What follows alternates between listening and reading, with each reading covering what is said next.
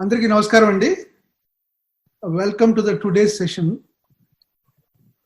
ఈవేళ topic conflict. దీన్ని topic introduce చేసి నేను రిక్వెస్ట్ చేసే ముందు కృష్ణపణి గారికి నేను కొద్ది థ్యాంక్స్ చెప్పాలి. ఎవరికంటే ఆయన వినయ్ గారని ఆయన మనకి వెరీ రిలవెంట్ మెటీరియల్ పంపించారు. మీరు గమనించలేదో, మన వాట్సాప్ గ్రూప్ దానిలో చాలా రిలవెంట్ గా పంపించారు. కాన్ఫ్లిక్ట్ మీద ఒక 3 వీడియోస్ పెట్టారు. దాంట్లో రైటప్ కూడా ఉంది. kfoundation.org దాని నుంచి వచ్చినటువంటిది చాలా రిలవెంట్ గా ఉంది. మీరు గమనించారు లేదో. తర్వాత ఇంకోటి beyond myth and tradition series తో కూడా కాన్ఫ్లిక్ట్ మీద వచ్చినటువంటిది ఒక 20 minutes ఎంతో ఉంది. అది కూడా పంపించారు. అది కూడా చాలా బాగుంది. తర్వాత ప్రదీప్ గారని ఆయన రిలేటెడ్ తెలుగు బుక్స్, ఆయన టైటిల్స్ అన్ని కూడా తెలుగులో ట్రాన్స్లేట్ చేసి అక్కడ పెట్టారండి. అది చాలా, నేను 1-6 చూశాను, బాగానే ఉంది. 1-2 చూశాను. రిలవెంట్ గా అక్కడ టైటిల్స్ శంకర్రావు గారు కానీ ఎవరు కానీ మంచిగా అది ఫాలో అవడానికి బాగానే ఉంది. అది కృష్ణమూర్తి గారి వాయిస్ ఉంది, కానీ తెలుగు కింద ట్రాన్స్లేషన్ అప్రోప్రియేట్ గా వచ్చేటట్టు పెట్టారు. అది బాగుంది. ఆ వీడియోస్ ఇచ్చారు. తర్వాత ప్రసాద్ గారని ఆయనేమో మొత్తం తెలుగు బుక్స్ ఎక్కడ దొరుకుతాయని ఒక గురుకుల్ అని అది ఒక లింక్ ఒకటి మనకి ఇచ్చారు. నాకైతే కరెక్ట్ కాలేదు, కానీ I think that is appropriate. మళ్ళీ ఇంకోసారి ట్రై చేస్తే వస్తుందేమో. సో వెరీ గుడ్ మెటీరియల్ అండి. వాళ్ళు షేర్ చేశారు. నేను మిగతా ఒకటి షేర్ కాలేదని ఒకటి చూసాను. రియల్ రెవల్యూషన్ సిరీస్ అని ఒక 8 వీడియోస్ చేశారండి. That is the first time 1966 లో ఫస్ట్ టైం నుంచి ఫిల్మింగ్ అయిందట. అప్పటి నుంచి అది ఒక రిలవెంట్ కాన్ఫ్లిక్ట్. ఇది 8th వీడియో. అది ఒకటి మీకు లింక్ నేను పంపించాను. సో వెరీ యూస్ఫుల్ మెటీరియల్ అండి. అది చూసి ఉన్నట్టయితే మనకి నిన్న కృష్ణపణి గారు రిక్వెస్ట్ చేసినట్టుగా అందరూ చదివి వచ్చినట్టయితే దానికి ఉండేటటువంటి relevance will be something different కదా. అదొక అంశము. తర్వాత ఈ కృష్ణమూర్తి గారు అవేకనింగ్ ఆఫ్ ఇంటెలిజెన్స్ లోనండి, ఇది ఎందుకు చెప్తానంటే రిలవెంట్ అని ఒక్క నిమిషం చెప్పేసి ఐ విల్ రిక్వెస్ట్ కృష్ణమణి గారు. కాన్ఫ్లిక్ట్ అనే డిస్కషన్ జరిగినప్పుడు అవేకనింగ్ ఆఫ్ ఇంటెలిజెన్స్ లో ఆయన అంటాడు 42 సంవత్సరాల నుంచి అప్పటికి ఆ పీరియడ్, దట్ ఈస్ 1968 అండి. అది మద్రాసులో 42 సంవత్సరాల నుంచి మాట్లాడుతున్నాను. మీరు కాన్సెప్ట్ అంటే what should be what is అనే దాన్ని గమనించట్లేదు. ఆ డిస్కషన్ అది అని ఫాలో చేయట్లేదంటే ఒక ఆయన ఒక ఒక ఒక ఎవరైతే పార్టిసిపెంట్ ఉన్నాడో అక్కడ ఆయన ఏసాడంటే the truth is we don't want to be disturbed అంటాడు. The truth is we don't want to be disturbed. అప్పుడు కృష్ణమూర్తి అంటాడు, why do you come at all? You are not going to get any పుణ్యం. You are not getting any పుణ్యం. Out of this పుణ్యం being merit. To live without concept requires extraordinary intelligence and a great deal of energy. ఈ పుణ్యం అనేది నేను ఎక్కడ మన ఈ పదము ఎక్కడ వాడలేదండి. ఆయన from his own this thing వాడేడని మీకు చెప్తున్నాను. ఆ ఎండ్లో ఏం చెప్తాడంటే ఇంకోటి చెప్తాడు, when we talk about concepts we are in contact. When we talked about God then we were both in contact, but when you come down to the actual fact of greed and envy, then we lose contact. Do you know what is happening in this world? Degenerating antadu and cheptu at least there can be a few, we will keep the light burning antadu. oka idi Krishnapani garu, I think he must have gone through that. With these few words I request Krishnapani garu to introduce the topic. Thank you. నమస్కారం అండి. నమస్కారం. రామకృష్ణ గారు నేను చెప్పాల్సిన అంశాలు కొన్ని భారీ ప్రస్తావించారు ప్రారంభంలోనే. నేను కూడా ఈ అవేకనింగ్ ఆఫ్ ఇంటెలిజెన్స్ అనే పుస్తకంలో ఈ కాన్ఫ్లిక్ట్ అనేటటువంటి టాక్ చదవడం జరిగింది. అది కాక వారు చెప్పినట్టు ఆ మిత్ అండ్ ట్రెడిషన్ అనే సిరీస్ లో మొదటిదైనదే కాన్ఫ్లిక్ట్ పైన ఒక 28 నిమిషాల వీడియో ఉంటుంది. అది కూడా నేను విన్నాను. దాంట్లో అక్కడక్కడ ఉన్నటువంటి క్లిప్స్ 74 కొన్ని, 82 కొన్ని, 83 కొన్ని చాలా చక్కగా క్లిప్స్ తీసుకుని ఆ వీడియో తయారు చేయడం జరిగింది. అది మన వాట్సాప్ గ్రూప్ లో పెట్టడం చాలా బాగుంది. అది కూడా చదవడం జరిగింది. ఆ రెండింటిని ఆధారం చేసుకునే మనం ఈ కాన్ఫ్లిక్ట్ గురించి ఇవాళ ప్రస్తావించుకుందామండి.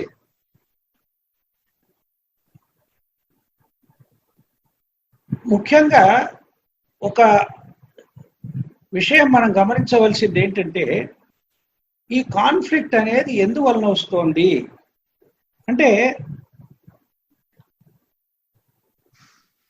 విభజన అనేటటువంటిది మనస్సుకి అలవాటైనటువంటి ప్రవృత్తి. డివిజన్. ఈ డివిజన్ ఒక చోట ఆగదండి. ఒక చోట ప్రారంభమైతే దాన్ని ఇంకా ఇంకా సబ్ డివైడ్ చేసి, ఇంకా డివైడ్ చేసి, ఇంకా ఇంకా ఇంకా విభజించుకుంటూ పోయి చివరికి నేను వేరు, ప్రపంచం అంతా వేరు అనేటటువంటి భావనకు వచ్చేస్తాం. అంటే నాకు అనుకూలంగా ఉంటే ఆ గ్రూప్ తోటి ఏకమై ఉంటా, నాకు అనుకూలంగా లేకపోతే ఆ గ్రూప్ని మళ్ళీ రెండుగా చీలుస్తా, ఆ రెండిట్లలో నాకు మళ్ళీ దేన్నైతే అంటి పెట్టుకుంటానో దాంతో ఏమన్నా నాకు ఇబ్బంది వస్తే దాన్ని మళ్ళీ చీలుస్తా. ఇలా చీల్చడం అనేటటువంటిది ఒక దగ్గర మొదలయ్యి అది ఎంతవరకు పోతుందంటే, నేను ఒకవైపు, మొత్తం ప్రపంచం అంతా ఒకవైపు, అంతవరకు చీలిక వెళ్ళిపోతుంది. అంటే నా కుటుంబ సభ్యులతో ఎవరితోటో పడదనుకోండి, వాళ్ళు వేరు నేను వేరు. అన్నదమ్ముల్లో కలహం వచ్చిందనుకోండి, వాళ్ళు వేరు నేను వేరు. అంటే మన జాతి, మతము, లింగము, వర్ణము, కులము, తర్వాత ప్రాంతము, ఎన్ని రకాలుగా విభజించగలుగుతామో అన్ని రకాలుగా విభజించేసామండి. ఇంకా సరిపోక మనలో మనకే కలహం, మనలో మనకే ఇబ్బంది, సంఘర్షణ, ఈ సంక్షోభం అనేటటువంటిది చివరికి ఎక్కడికి నేను ఒకటి, నేను ఒకవైపు, ప్రపంచం అంతా ఒకవైపు అనేంత వరకు పోతుందండి. ఇది మనం చాలా జాగ్రత్తగా గమనించవలసినటువంటి అంశం అండి. ఎందుకంటే కొన్ని సందర్భాల్లో మనం మనసు ఎంత విచిత్రంగా వ్యవహరిస్తుందంటే, నాకే పడదు. నిన్న ఏదో సంఘటన జరిగింది, అక్కడ ఆ సందర్భంలో ఒక రకంగా దానికి ప్రతిచర్య ఉండింది. ఇవాళ తలుచుకుంటే అట్లా కాదు, ఇంకోలాగా చేసి ఉంటే బాగుండేది, నేను సరిగ్గా అప్పుడు రియాక్ట్ అవ్వలేదు, ఇంకా తీవ్రంగా అయి ఉంటే బాగుండేది, లేకపోతే ఇంకో విధంగా అయి ఉంటే బాగుంటేను. అంటే నాతోటి నాకే పడకపోవడం అనేటటువంటి స్థితి కూడా మనస్సు కలుగుతుందండి. ఈ కాన్ఫ్లిక్ట్ అనేటటువంటి విషయము కొంచెం అధ్యయనం చేస్తున్నప్పుడు సంఘర్షణ, సంక్షోభము అనేటటువంటి పదాలు మనకి తెలిసినటువంటివి. అయితే దానికంటే కూడా నేను అనుకున్నది ఏంటంటే, ఇంకా బాగా మనకి అర్థం కావాలి తెలుగులో అంటే కలహము అనుకుంటున్నా. అంతఃకలహం ఏంటంటేనండి, కృష్ణమూర్తి గారు, ఈ కాన్ఫ్లిక్ట్ ఈజ్ ఇన్సైడ్ యూ, మన లోపల ఉంది ఆ కాన్ఫ్లిక్ట్. అది ఒక రూపం దాల్చి బయటికి వచ్చి బాహ్యంగా కూడా అదే ప్రదర్శితం అవుతుంది.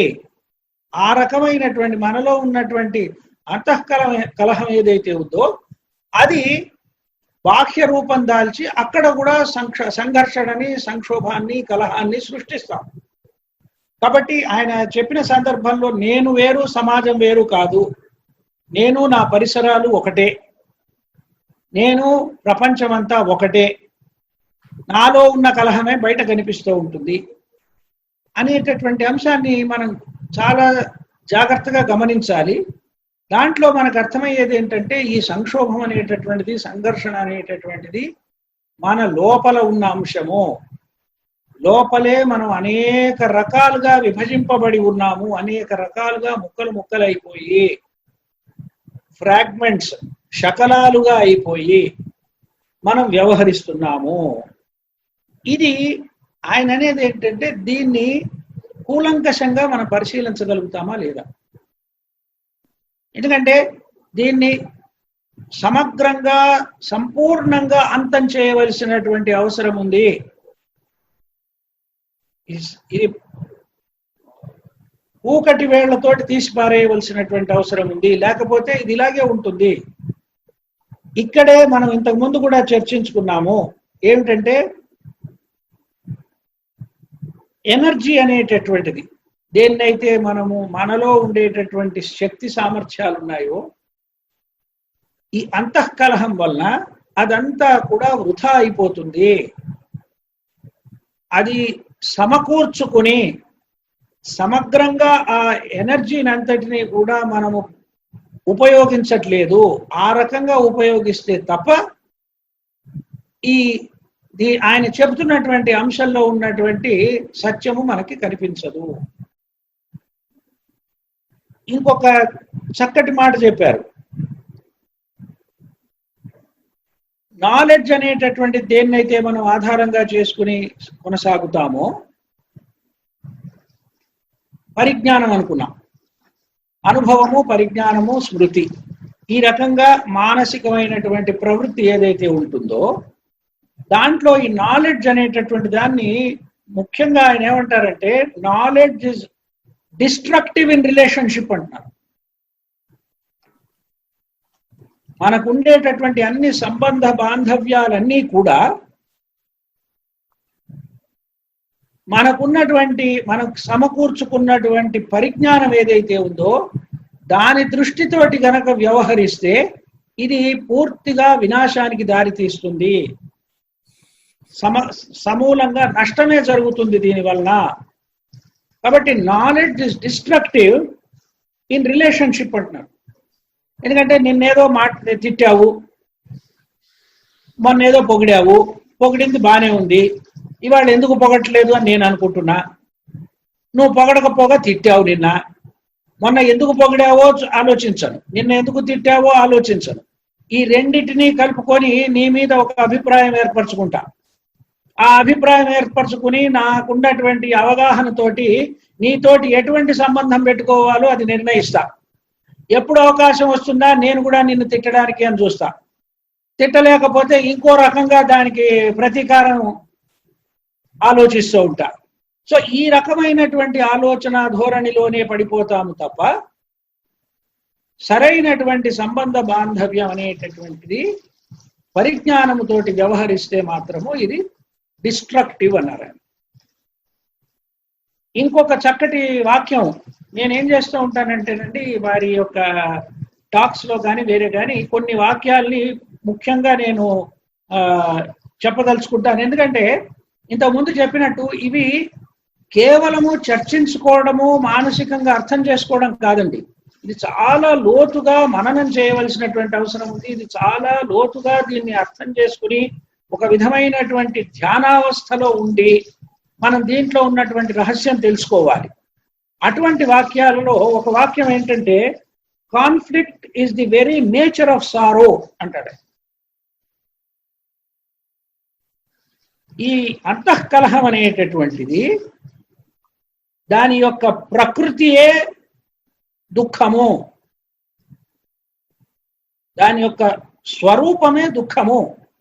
అంతఃకలహములోంచి పుట్టేటటువంటిది దుఃఖము కాక ఇంకేమీ ఉండదు. అది పూర్తిగా అటువైపే తీసుకువెళ్తుంది. ఆ దుఃఖం అనేటటువంటిది కూడా మనకు అర్థం కావాలి. ఇది చూడాలి అంటే మనకి రెండు అవసరం అని అన్నారు. రెండు అంశాలు ఏం చెప్పారంటే క్లారిటీ అండ్ ప్యూరిటీ అన్నారు. మానసికమైనటువంటి స్పష్టత చాలా అవసరం అండి.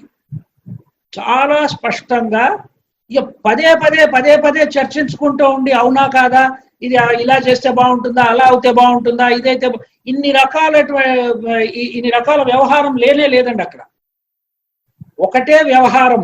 మనము చూడగానే ఆ విషయము సమగ్రముగా అర్థమై దాంట్లోంచి మనకు ఒక రకమైనటువంటి స్పష్టత రావాలి. ఆ స్పష్టతని ఆయన క్లారిటీ అన్నారు. ఆ స్పష్టతలోంచే ప్యూరిటీ అనేటటువంటిది, పవిత్రత అనేటటువంటిది కూడా కలుగుతుంది. ఎందుకంటే నిన్న చర్చించుకున్నప్పుడు కూడా చెప్పారు, రామకృష్ణ గారు కూడా చెప్పారు, ఏంటంటే ఆయన చెప్పేటటువంటి స్థితి ఎటువంటిది అంటే దాన్ని ఏ చెడు కూడా స్పృశించలేదండి. మనస్సుతోటి వ్యవహరించినటువంటి వ్యవహారం ఏది కూడా దాన్ని స్పృశించలేదు. కాబట్టి అది అతి పవిత్రమైనటువంటిది. ఇట్ ఈస్ వెరీ సేక్రెడ్ అంటారు ఆయన. ఎందుకు సేక్రెడ్ అంటే nothing impure can touch it. ఎటువంటి కలుషితమైనటువంటిది, కల్మషమైనటువంటి వ్యవహారము, దుఃఖముతో కలిగినటువంటిది, సంఘర్షణ వలన కలిగినటువంటిది ఏ అంశము కూడా దాన్ని స్పృశించచాలదు. అటువంటి స్పష్టత, అటువంటి పవిత్రత కలిగి ఉండాలి. కలిగి ఉన్నప్పుడు then you will not be contributing to the conflict అన్న. మంచి చేయకపోతే చేయకపోయాం కానీ కనీసం ప్రపంచంలో మన ద్వారా ఈ సంఘర్షణ పెరగదు. ఈ సంఘర్షణకి మనమే కారకులం కదండి. నిన్న కూడా మనం ఒక విషయం చెప్పాం, బాధ్యత అనేటటువంటిది ఆయన చాలా ప్రారంభంలోనే చెప్పారు, రెస్పాన్సిబిలిటీ అని. మనకి బాధ్యత ఉంది. కనీస బాధ్యత ఏమిటి? ఈ అంతఃకలహానికి, తద్వారా కలిగేటటువంటి సంఘర్షణకి, సంక్షోభానికి నేను దోహదపడకూడదు. దానికి నేను ఏ రకంగానూ కంట్రిబ్యూట్ చేయకూడదు. అది మనం చేయవలసినటువంటిది. ఎందుకంటే ఆయన చాలా ఆయన తీవ్రతతో చెప్తారండి. ఏంటంటే ఒక విధమైనటువంటి ఆవేదన చెందుతున్నారు. ఇందాక రామకృష్ణ గారు అన్నట్టు 42 సంవత్సరాలుగా చెప్తున్నాను, మాట్లాడుతూనే ఉన్నాను. ఎప్పటికి ఇది 68 సంగతి. దాని తర్వాత ఇంకో 16 సంవత్సరాలు కూడా మాట్లాడారు. అంటే ఆయన జీవిత కాలంలో దాదాపు ఒక 60 సంవత్సరాలు ఇదే మాట్లాడుతూ ఇవే విషయాలు పరిపరి విధాలుగా అనేక రకాలుగా చెప్తున్నప్పటికీ కూడా ఎందుకు అర్థం కావట్లేదు, ఎందుకు దీన్ని ఆచరించలేకపోతున్నారు, ఎందుకు దీన్ని దర్శించలేకపోతున్నారు అనేటటువంటి ఆవేదన వారి మాటల్లో స్పష్టమవుతుందండి. అందుకని ఆయన ఏమంటారంటే it is a sense of deep anxiety. ఆ డీప్ యాంగ్జైటీ మనకి ఎటువంటి పరిస్థితి ఉందంటే ఇలాంటిది లేకపోతే, అంటే సంఘర్షణ లేకపోతే అసలు నా జీవితమే లేదు అనేటటువంటి ధోరణికి వచ్చేసింది. అంత అలవాటు అయిపోయింది ఇది. సంఘర్షణ చాలా మందికి చూస్తూ ఉంటాం. పొద్దున్న లేవగానే ఏదో సమస్య ఉండాలి, ఏదో విషయం రావాలి, వాళ్ళు దాన్ని పరిష్కరించాలి, దానికి ఏదో సమాధానం చెప్పుకోవాలి. అలాంటిది ఏం లేకపోతే వాళ్ళు ఇబ్బంది పడిపోతారు. మాకు ఒక ఆయన పెద్ద ఆయన ఉండేవారు. ఆయన అప్పటికే నాకు తెలిసినప్పటికే బాగా పెద్దవారు. ఆయన మంచి ఉన్నతమైన స్థితిలో ఉండేవారు. కానీ ఆయనకి ఏంటంటే ఆయన అంటూ ఉండేవారు, నాకు కాన్స్టెంట్ గా ఏదో ఒక రకంగా తలకాయ నొప్పి అయినా ఉండేదండి, అసిడిటీ అయినా ఉండేదండి. అందుకని ఆయన అన్ని కోట్ జేబులలో అన్నిట్లలో మందులు పెట్టుకుంటూ ఉండేవారట. అంటే ఎక్కడికి వెళ్ళినా కూడా వెతుక్కుంటే వెంటనే తలకాయ నొప్పుకో మందో, లేకపోతే కడుపులో మండుతున్నటువంటి అసిడిటీకి మందో. ఆయనే ఒక సందర్భంలో జోక్ చేసి ఏమన్నారంటే, ఏమంటే ఒక్కొక్కసారి 2 ఉండవండి, 2 ఉండకపోయేపటి గాబరా అయిపోతుందండి అని. అంటే తలకాయ నొప్పి ఉండదు, కడుపు నొప్పి ఉండదు. ఇదేమిటి మంచిగా అయిపోయానేంటి, సరిగ్గా ఇదేమిటి నాతో లోపల ఏమన్నా ఇబ్బంది కలుగుతుందా అనేటటువంటి పరిస్థితి వచ్చేస్తుంది. అది మనకు కూడా అలాగే సంఘర్షణ, ఈ అంతఃకలహం అనేది ఎంతవరకు అలవాటైపోయిందంటే అది లేకపోతే నేను లేను, అది లేకపోతే జీవితము లేదు అనేటటువంటి స్థితికి మనం చేరుకున్నాము. అలా కాకుండా మనం గనక దీన్ని సరిగ్గా దర్శించగలిగితే, if you can see it, if you can perceive it, దాంట్లోంచి ఉద్భవించేటటువంటి శక్తి, దాంట్లోంచి ఉద్భవించేటటువంటి ఓజస్సు, ఎనర్జీ ఏదైతే ఉందో, దట్ ఎనర్జీ ఈజ్ క్రియేషన్ అంటారు ఆయన. అది సృజనాత్మకమైనటువంటిది, అదే సృష్టికి ఒక రకంగా మూలమైనటువంటిది. అటువంటి ఓజస్సుని, అటువంటి తేజస్సుని, అటువంటి శక్తిని మనకి కలిగి ఉంటుంది. అది మనము కోల్పోతున్నాము కాన్ఫ్లిక్ట్ లో పడి ఏమవుతుందంటే రకరకాలుగా మనం కోల్పోతున్నాం. రామకృష్ణ గారు చెప్పినటువంటిది కూడా నేను చదవడం జరిగింది, దాని గురించి ఎక్కువగా ప్రస్తావించను. కానీ ఆయన చాలా స్పష్టంగా చెప్తారు. ఎలాంటి ఉదాహరణ ఇస్తారంటే, ఈ యాక్చువాలిటీ వాట్ ఈజ్ అనేది ఎందుకు చూడలేకపోతున్నారు అంటే, దాని యొక్క ప్రభావము మన పైన ఎలా ఉండాలంటే, ఆకలి వేస్తున్నటువంటి వ్యక్తి ఎలా ఉంటాడు, డాక్టర్ రాజన్ గారు ఉన్నారు కాబట్టి ఆయన చెప్తారు, పంటి నొప్పి ఉంటే ఊహించుకోండి, అది కాన్సెప్ట్ అనుకోండి అంటాడు ఆయన. పంటి నొప్పి రియాలిటీ, అది యాక్చువాలిటీ, నన్ను ప్రత్యక్షంగా బాధిస్తున్నటువంటిది. దాన్ని నేను తీసుకుని ఒక ఐడియాగాను, ఒక సిద్ధాంతంగాను, ఒక ఆలోచనగాను, ఒక భావనగాను అనుకోలేను కదా. అంత తీవ్రతగా ఈ యాక్చువాలిటీని చూడగలగాలి. ఈ యాక్చువాలిటీని కనుక మీరు చూడలేకపోతే ఇది పరివర్తన అనేటటువంటిది, ఈ కాన్ఫ్లిక్ట్ నుంచి అనడం అనేటటువంటిది జరగదు. పైగా ఆయన అప్పటికే 68కే ఆయన పాపం తాపత్రయపడ్డటువంటిది ఏంటంటే, కనీసము కొంతమందైనా దీని ప్రభావంతో మారతారేమో, మారితే దానివల్ల ప్రపంచంలో మార్పు అనేటటువంటిది కలుగుతుంది. మొట్టమొదటిసారి బహుశా ఆయన పుణ్యం అనేటటువంటి తెలుగు పదం కూడా వాడారు, ఇంకెక్కడా కూడా కనిపించదు ఇది, ఆయన తెలుగు పదం వాడడం జరిగింది. ఆ రకమైనటువంటి దానికోసం ఆయన ఆవేదన పడ్డారు. ఎందుకంటే ఆయన స్పష్టంగా చెప్పారండి మనకి, తన యొక్క అనుభూతి నుండి మనకి స్పష్టంగా చెప్పింది ఏంటంటే, ఈ సంఘర్షణ అనేటటువంటిది, అంతఃకలహం అనేటటువంటిది లేకుండా జీవించడం సాధ్యము. అసాధ్యమై ఉంటే ఇంత చర్చించుకోవాల్సింది, ఇంత మాట్లాడుకోవాల్సింది ఏమి ఉండదండి. అది చర్చించుకోవడానికి ఎందుకు వచ్చింది అంటే, ఒక మహానుభావుడైనటువంటి వాడు, ఆయన అబద్ధం చెప్పవలసినటువంటి అవసరం లేదు మనకి. ఆయన స్పష్టంగా చెప్తున్నారు ఇది సాధ్యము అని. ఇంకొక చిన్న అంశం చెప్పి ముగిస్తానండి. ఆయన ఏమంటారంటే, ఈ కాన్ఫ్లిక్ట్ కి ఇంకొక కారణం ఏంటంటే కంపారిజన్ నే మెజర్మెంట్ అన్నారు. మెజర్మెంట్ అనేటటువంటి దానికి తెలుగులో పదము మానము. మానం అంటే కొలమానము అని వాడతాం, కొలత తీసుకోవడము మానము. ఈ మానంలోంచే మనకి అభిమానము, అవమానము ఇలాంటి పదాలన్నీ వచ్చాయి. అంటే పోల్చుకోవడం అనేటటువంటిది అక్కడ చాలా స్పష్టంగా కనిపిస్తుంది. మానవమానాలు, అభిమానాలు, ఈ పదాలన్నిటికీ కూడా మూలమైన పదం మానము. ఈ మానం అంటే కొలత, కొలమానము. ఈ కంపారిజన్ అనేటటువంటిది ఇట్స్ వెరీ బిగ్ ఫ్యాక్టర్. అది అందుకని ఏమంటారంటే, కొంతమంది అయినా, 3-4 అయినా కూడా మారితే నాకు ఆనందంగా ఉండేది అంటారు. చివరికి ఏమంటారంటే, అదే at least there can be a few who will keep the light burning. ఆ ప్రయత్నంలో మనం ఉండడం అనేటటువంటిది చాలా అవసరం అండి. ఇది ఎప్పుడు కలుగుతుంది, ఎలా కలుగుతుంది, ఈ చర్చల కంటే కూడా నాలో ఆ వెలుగు అది ఎప్పుడూ కూడా వెలుగుతూ ఉండేలాగా, అది ఎప్పుడూ కూడా జీవంతమైనటువంటి జ్యోతి రూపంలో ప్రకాశిస్తూ ఉండే రకంగా మనం చేసుకోగలుగుతామా? ఈ కలహాన్ని మనం పూర్తిగా సమసిపోయేటట్టు చేయగలుగుతామా లేదా అనేటటువంటిది అంశం. థ్యాంక్ యూ కృష్ణమణి గారు, థ్యాంక్ యూ. ఇప్పుడు దాంట్లో భాగంగానే ఐ థింక్ మనం చేస్తున్నాం, few of us trying to light the burning. I hope so. Doctor Ramakrishna గారు మాట్లాడతారు సార్?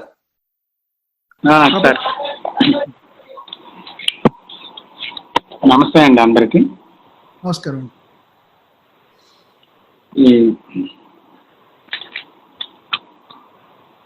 ఒక సంఘర్షణాత్మక జీవితం అనేది మానవులకి అలవాటైపోయినటువంటి ఒక విషయం అన్నమాట. అసలు సంఘర్షణలోనే ఉన్నాననేటువంటి విషయం కూడా ఎరుక కలగకుండా ఒక యాంత్రిక జీవితం జీవించడం జరుగుతుంది. సో ఇది ఎంత అలవాటైపోయిందంటే, జీవితంలో ఇది సాధారణంగా జరిగిపోయే విషయంగా, దాన్ని పట్టించుకోకుండా ఒక అలవాటుగా, ఒక సుఖము, దుఃఖము, భయము, ఆందోళన, సంఘర్షణ ఇటువంటివన్నీ కూడా వీటితో జీవితం సాగిపోతున్నా పట్టించుకోలేనటువంటి ఒక పరిస్థితుల్లో మానవాళి జీవించటం అనేది జరుగుతూ ఉంటుంది. అయితే కృష్ణమూర్తి గారి ప్రబోధలో దీని మీద ఒక కాంతిని ప్రసరింపచేశారు ఆయన. సో ఆ కాంతిలో కొంతమంది కనీసం దాన్ని చూడగలగడానికి వీలు కల్పించారు అన్నమాట. సో ఒకరికి నాలో ఎందుకు ఈ సంఘర్షణ ఎందుకు నాలో కలుగుతుంది, ఎందుకు ఇది చాలా అంతరంగ వైరము, బాహ్య వైరాన్ని తీసుకొని వస్తుంది. ఈ విరోధ భావము, విభజన, ఈ సంఘర్షణ ఇవన్నీ ఎందుకు కలుగుతున్నాయి? దీనివల్ల జీవితంలో శాంతి అనేది లోపిస్తుంది కదా అనేటువంటి ప్రశ్న ఒకరికి ముందు ఉదయించాలి. ఉదయించకపోతే అసలు ఏదైనా ఒక ప్రమాదము, ఏదైనా ఒక అసహ్యకరమైన విషయము, తీవ్రమైన సంక్షోభము ఏదో ఒకటి తెలియకుండా దాని మీద చర్య ఉండదన్నమాట. కాబట్టి మొట్టమొదట one must be aware that is living in conflict, అంటే సంఘర్షణాత్మకమైన జీవితంలో జీవిస్తున్నానని మొదట దాని మీద ఎరుక కావాలి, అప్పుడు దాని మీద చర్య ఉంటుంది. కాబట్టి అయితే ఈ ఈ ఈ విభజన అనేది అసలు ఎందుకు కలుగుతుంది అని వెళ్ళినట్టయితే, అహం అనేది, నేను అనేటువంటిది గత జ్ఞానం యొక్క సారాంశముగా, అనుభవాల యొక్క సారాంశముగా, దాని నుంచి ఉన్నటువంటి పరిజ్ఞానము, స్మృతి, దానివల్ల వచ్చిన విషయాల పరిణామంగా ఇది జరుగుతుంది. అంటే నేను అనేది ఏర్పడింది. సో ఈ నేను అనేది ఎప్పుడైతే ఏర్పడిందో, నేను అనేది ఉన్నంత కాలము, ఆ ఈగో ఉన్నంత కాలము, గత అనుభవాల యొక్క సారాంశము, ఆ కేంద్రము బ్రతుకుతున్నంత కాలము మానసికంగా తప్పకుండా నాది కానిది, నాకంటే వేరుది అనే విషయం తప్పకుండా ఉందన్నమాట. సో అదే విభజనకి మూల కారణం, ప్రధానం.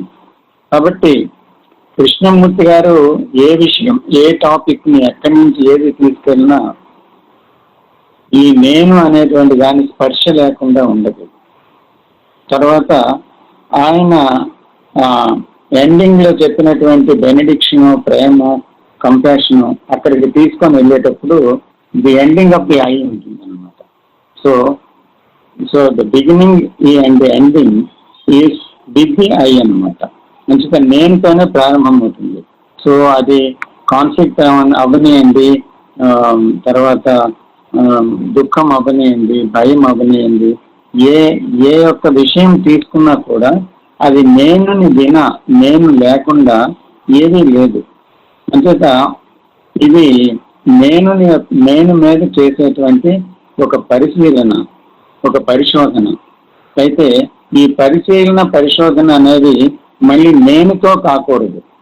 నేనుతో చేసిన పరిశోధన మళ్ళీ నేనులోనికే దించి మళ్ళీ అందులోనే బ్రతకడానికి మళ్ళీ వీలు కల్పిస్తాయి. కానీ నేను నుంచి దాటి వెళ్ళటానికి ఏ రకంగా ఆ నేను పోగు చేసుకున్న జ్ఞానము ఏ విధంగా ఉపయోగపడదన్నమాట.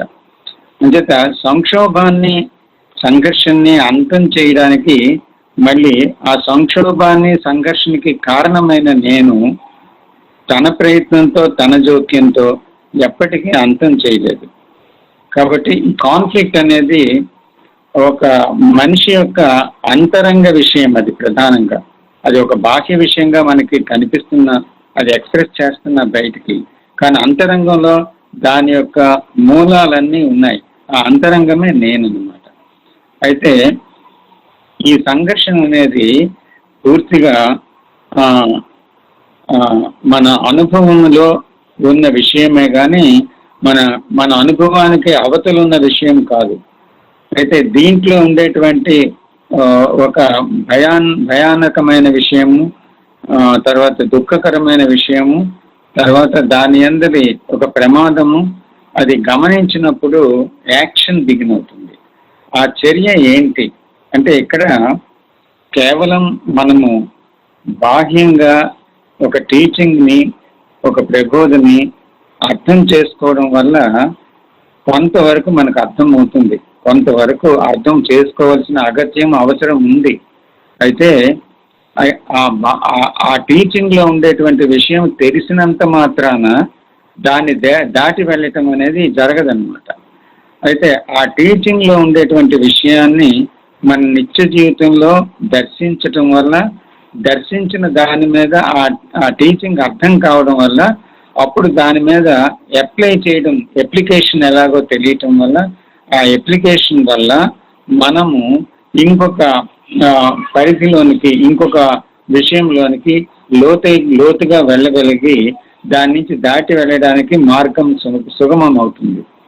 అందువల్ల ఒక దానికి అంటే ఒక ఇంటలెక్చువల్ క్లారిటీ అనేది అవసరమే.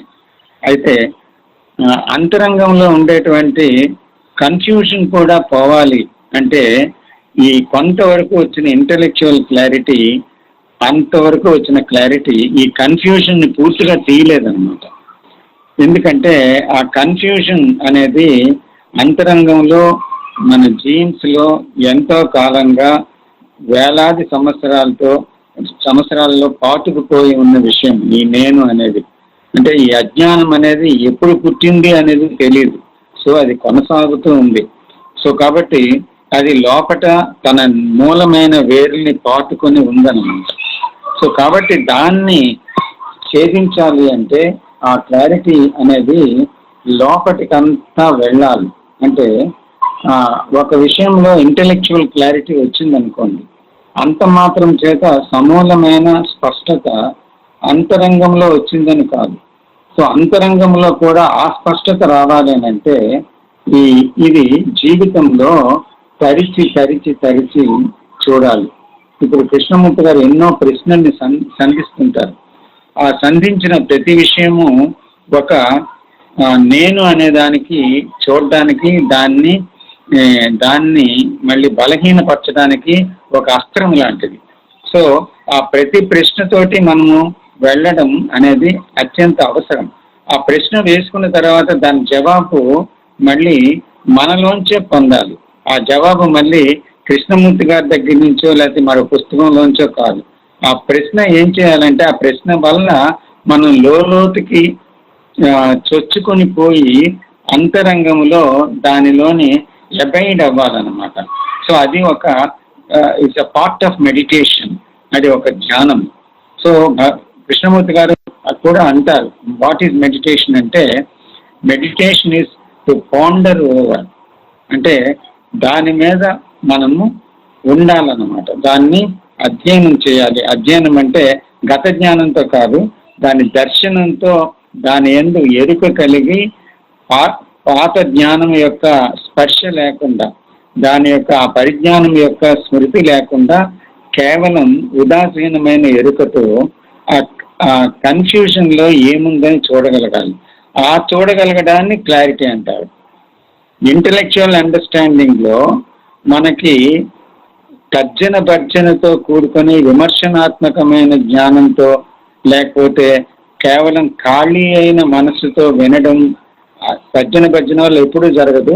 కొంత ఖాళీ అయిన మనస్సుతో వినేటప్పుడు ఒక క్లారిటీ వస్తుంది. దట్స్ ఒక ఆర్ట్ ఆఫ్ లిసనింగ్ అనే విషయంలో కృష్ణమూర్తి గారు చెప్తారు. మీరు ఒక విషయాన్ని వింటున్నప్పుడు దాన్ని అవునని కాదని ఒప్పుకోవడం, తిరస్కరించడం ఇలాంటివి చేయకుండా, దాంతో ఏ రకమైన ఇంటర్ఫీరెన్స్ లేకుండా గత జ్ఞానంలో నుంచి ఒక ప్రశ్నలు, గత జ్ఞానం నుంచి సమాధానాలు ఏవి వేయకుండా కేవలం వినగలిగితే అందులో నిజంగా సత్యం ఉన్నది మీలో నాటుతుంది. అందులో అసత్యం ఉంటే అది రాలిపోతుంది. కానీ ఇది సత్యమా అది అసత్యమా అని మీరు ఆలోచిస్తున్నంత కాలము వినటం అనేది జరగదు. అలాగే చదివినప్పుడు కూడా. కాబట్టి ఒక పఠనించినప్పుడు కానీ, ఒక శ్రవణం చేసినప్పుడు కానీ ఈ రకమైన స్థితిలో విన్నప్పుడు ఒక క్లారిటీ వస్తుంది. అలాగే అంతరంగంలోకి వెళ్ళి చూసినప్పుడు కూడా ఏ రకమైన జోక్యం లేకుండా చూడగలిగినప్పుడు అది ఒక తపశ్చర్య, అది ఒక ధ్యానంలో భాగం. సో లోపలికి వెళ్ళి అలా చూస్తుండేటప్పుడు ఏమవుతుందంటే ఒక ఫ్లాష్ లైట్ లాగా ఒక ఇన్సైట్ వస్తుంది. అంటే దానిలోనికి ప్రతిదానికి విమర్శనాత్మక జ్ఞానంతో చీలికలు చేసి, విభజించి, దాన్ని భూతత్వంలో చూసి ఇది అవునా కాదని విమర్శించి తెచ్చుకున్నటువంటి ఒక నిర్ధారణ కాదు అది. సో అలాంటి నిర్ధారణ నిజంగా నిర్ధారణే కాదు, మళ్ళీ అది మారిపోతుంది. కాబట్టి ఇక్కడ ఏమవుతుందంటే ఆ నేను అనేటువంటి పరిధిని దాటి ఉన్నటువంటి ఒక విశాలతలోంచి మనం చూసినప్పుడు అందులో ఏ రకమైన జోక్యము లేనప్పుడు కన్ఫ్యూజన్ అనేది ఆ కాన్ఫ్లిక్ట్ అనేది, కన్ఫ్యూజన్ అనేది పోవటం వల్ల కాన్ఫ్లిక్ట్ ని యథాతథంగా చూడగలుగుతాం అన్నమాట. అలా చూసినప్పుడు ఈ విభజన యొక్క సారాంశం అంతా నేనులోనే ఉంది. సో ఈ నేను గత జ్ఞాన సారము, తర్వాత ఈ నేనే ఈ విభజనకి నేను కాని దానికి అన్నిటికీ కారణమవుతుంది అనేటువంటి విషయాలే కాక ఎన్నెన్నో విషయాలు చాలా చాలా స్పష్టంగా మనకు తెలుస్తాయి. అంటే కృష్ణమూర్తిగా చెప్పినటువంటి విషయాలు విని చదివి ఇంటలెక్చువల్ గా అర్థం చేసుకోవటం వేరు, కానీ మనం యాక్చువల్ గా ఆ కాన్ఫ్లిక్ట్ వచ్చినప్పుడు దాన్ని దర్శించటము కేవలం ఇంటర్ఫీరెన్స్ లేకుండా దర్శించడం వలన కలిగిన అవగాహన వేరు. ఈ రెండవ అవసరమైనప్పటికీ ఈ రెండవ అవగాహన తప్పకుండా మనకి కాన్ఫ్లిక్ట్ నుంచి విముక్తి పరుస్తుంది. ఎందుకంటే అక్కడ ఈ అవగాహన అవ్వడానికి కారణం శక్తి అంతా ఒకే చీలికలు లేకుండా అఖండంగా దాన్ని దర్శించగలుగుతుంది ఉన్న విషయాన్ని. That is what is conflict అనుకోండి. సో దాన్ని దర్శించడం జరుగుతుంది. కానీ ఎప్పుడైతే మన మెదడుతో, మన అండర్స్టాండింగ్తో, మన గత జ్ఞానంతో చూస్తామో, ఆ చీలికలైనటువంటి జ్ఞానంతో చూడడం వల్ల తప్పకుండా అది పూర్తిగా అర్థం కాదు, అర్థమైనట్టే ఉండి మళ్ళీ అర్థం కాని స్థితిలో పడిపోతాం అన్నమాట. సో కాబట్టి అంతరంగంలో ఏం జరుగుతుంది అనే విషయాన్ని చూడగలగడానికి సంఘటింపబడిన ఒక అఖండమైనటువంటి ఒక శక్తి దాని మీద పనిచేయాలి అంటే అక్కడ ఈ నేను కానటువంటి ఒక పరిపూర్ణతలో నుంచి చూడగలగాలన్నమాట. అంటే ఏ రకమైన ఖండన, విభజన, ఒప్పుకోవడము, తిరస్కారం ఇవేదీ లేకుండా అక్కడ ఏం జరుగుతుందని మనం చూడాలి. ఎందుకంటే why we are interested, why we have passion to see అనేటువంటిది ఏంటంటే అది ఎక్కడి నుంచి పుట్టిందంటే మనకి అది లేకపోతే ఈ చూడడం జరగదు. అది ఎక్కడి నుంచి పుట్టింది? దాంట్లో ప్రమాదాన్ని చూడటం వల్ల, దాంట్లో ఉండేటువంటి వినాశకరమైన గుణాన్ని చూడటం వల్ల, దీనివల్ల ఆ వినాశనాన్ని నేను పొందుతున్నాను, ప్రపంచము పొందుతుంది. దీనివల్ల నాకు మనశ్శాంతి లేదు, ప్రపంచానికి లేదు. దీనివల్ల అనేక రకాల రుగ్మతలు, అనేక రకాల ప్రవర్తనలో కాఠిన్యతలు, విభజనలు, సంఘర్షణలు ఇవన్నీ జరిగి చాలా చాలా ఘోరమైన విషయాలకి దారితీస్తుంది. అసలు బాహ్యమైన యుద్ధాలన్నిటికీ కారణం అంతరంగంలో జరుగుతున్న యుద్ధమే కదా. So but it's only a reflection of the inner into the outer.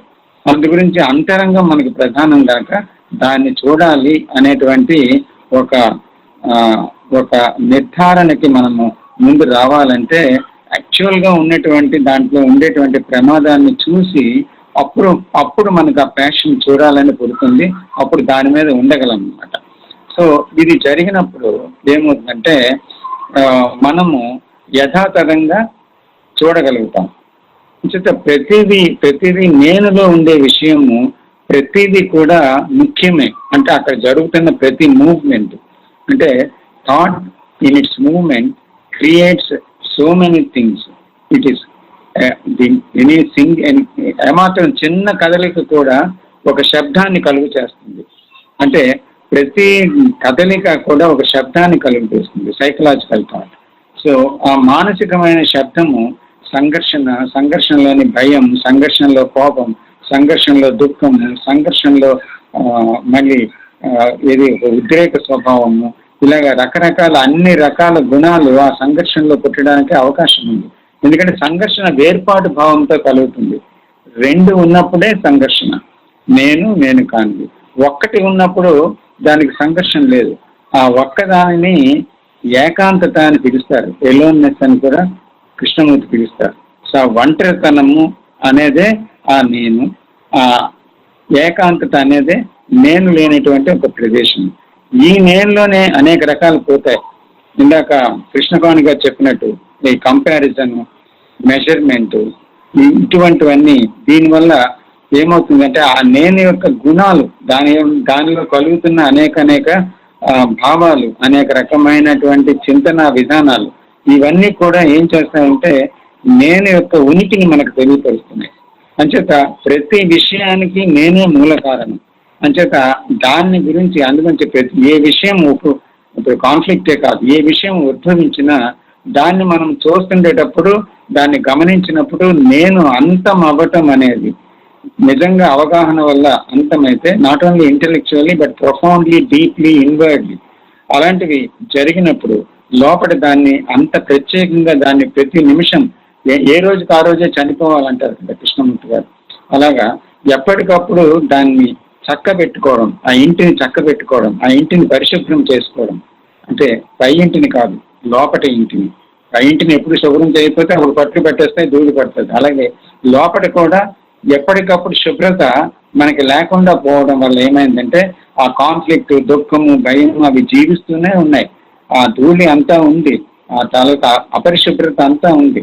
అంచేత చూడటం అంటే ఏంటంటే it is a cleaning process, it is always afresh అనమాట. ఎప్పటికప్పుడే ఎఫ్రెష్ అవ్వాలి.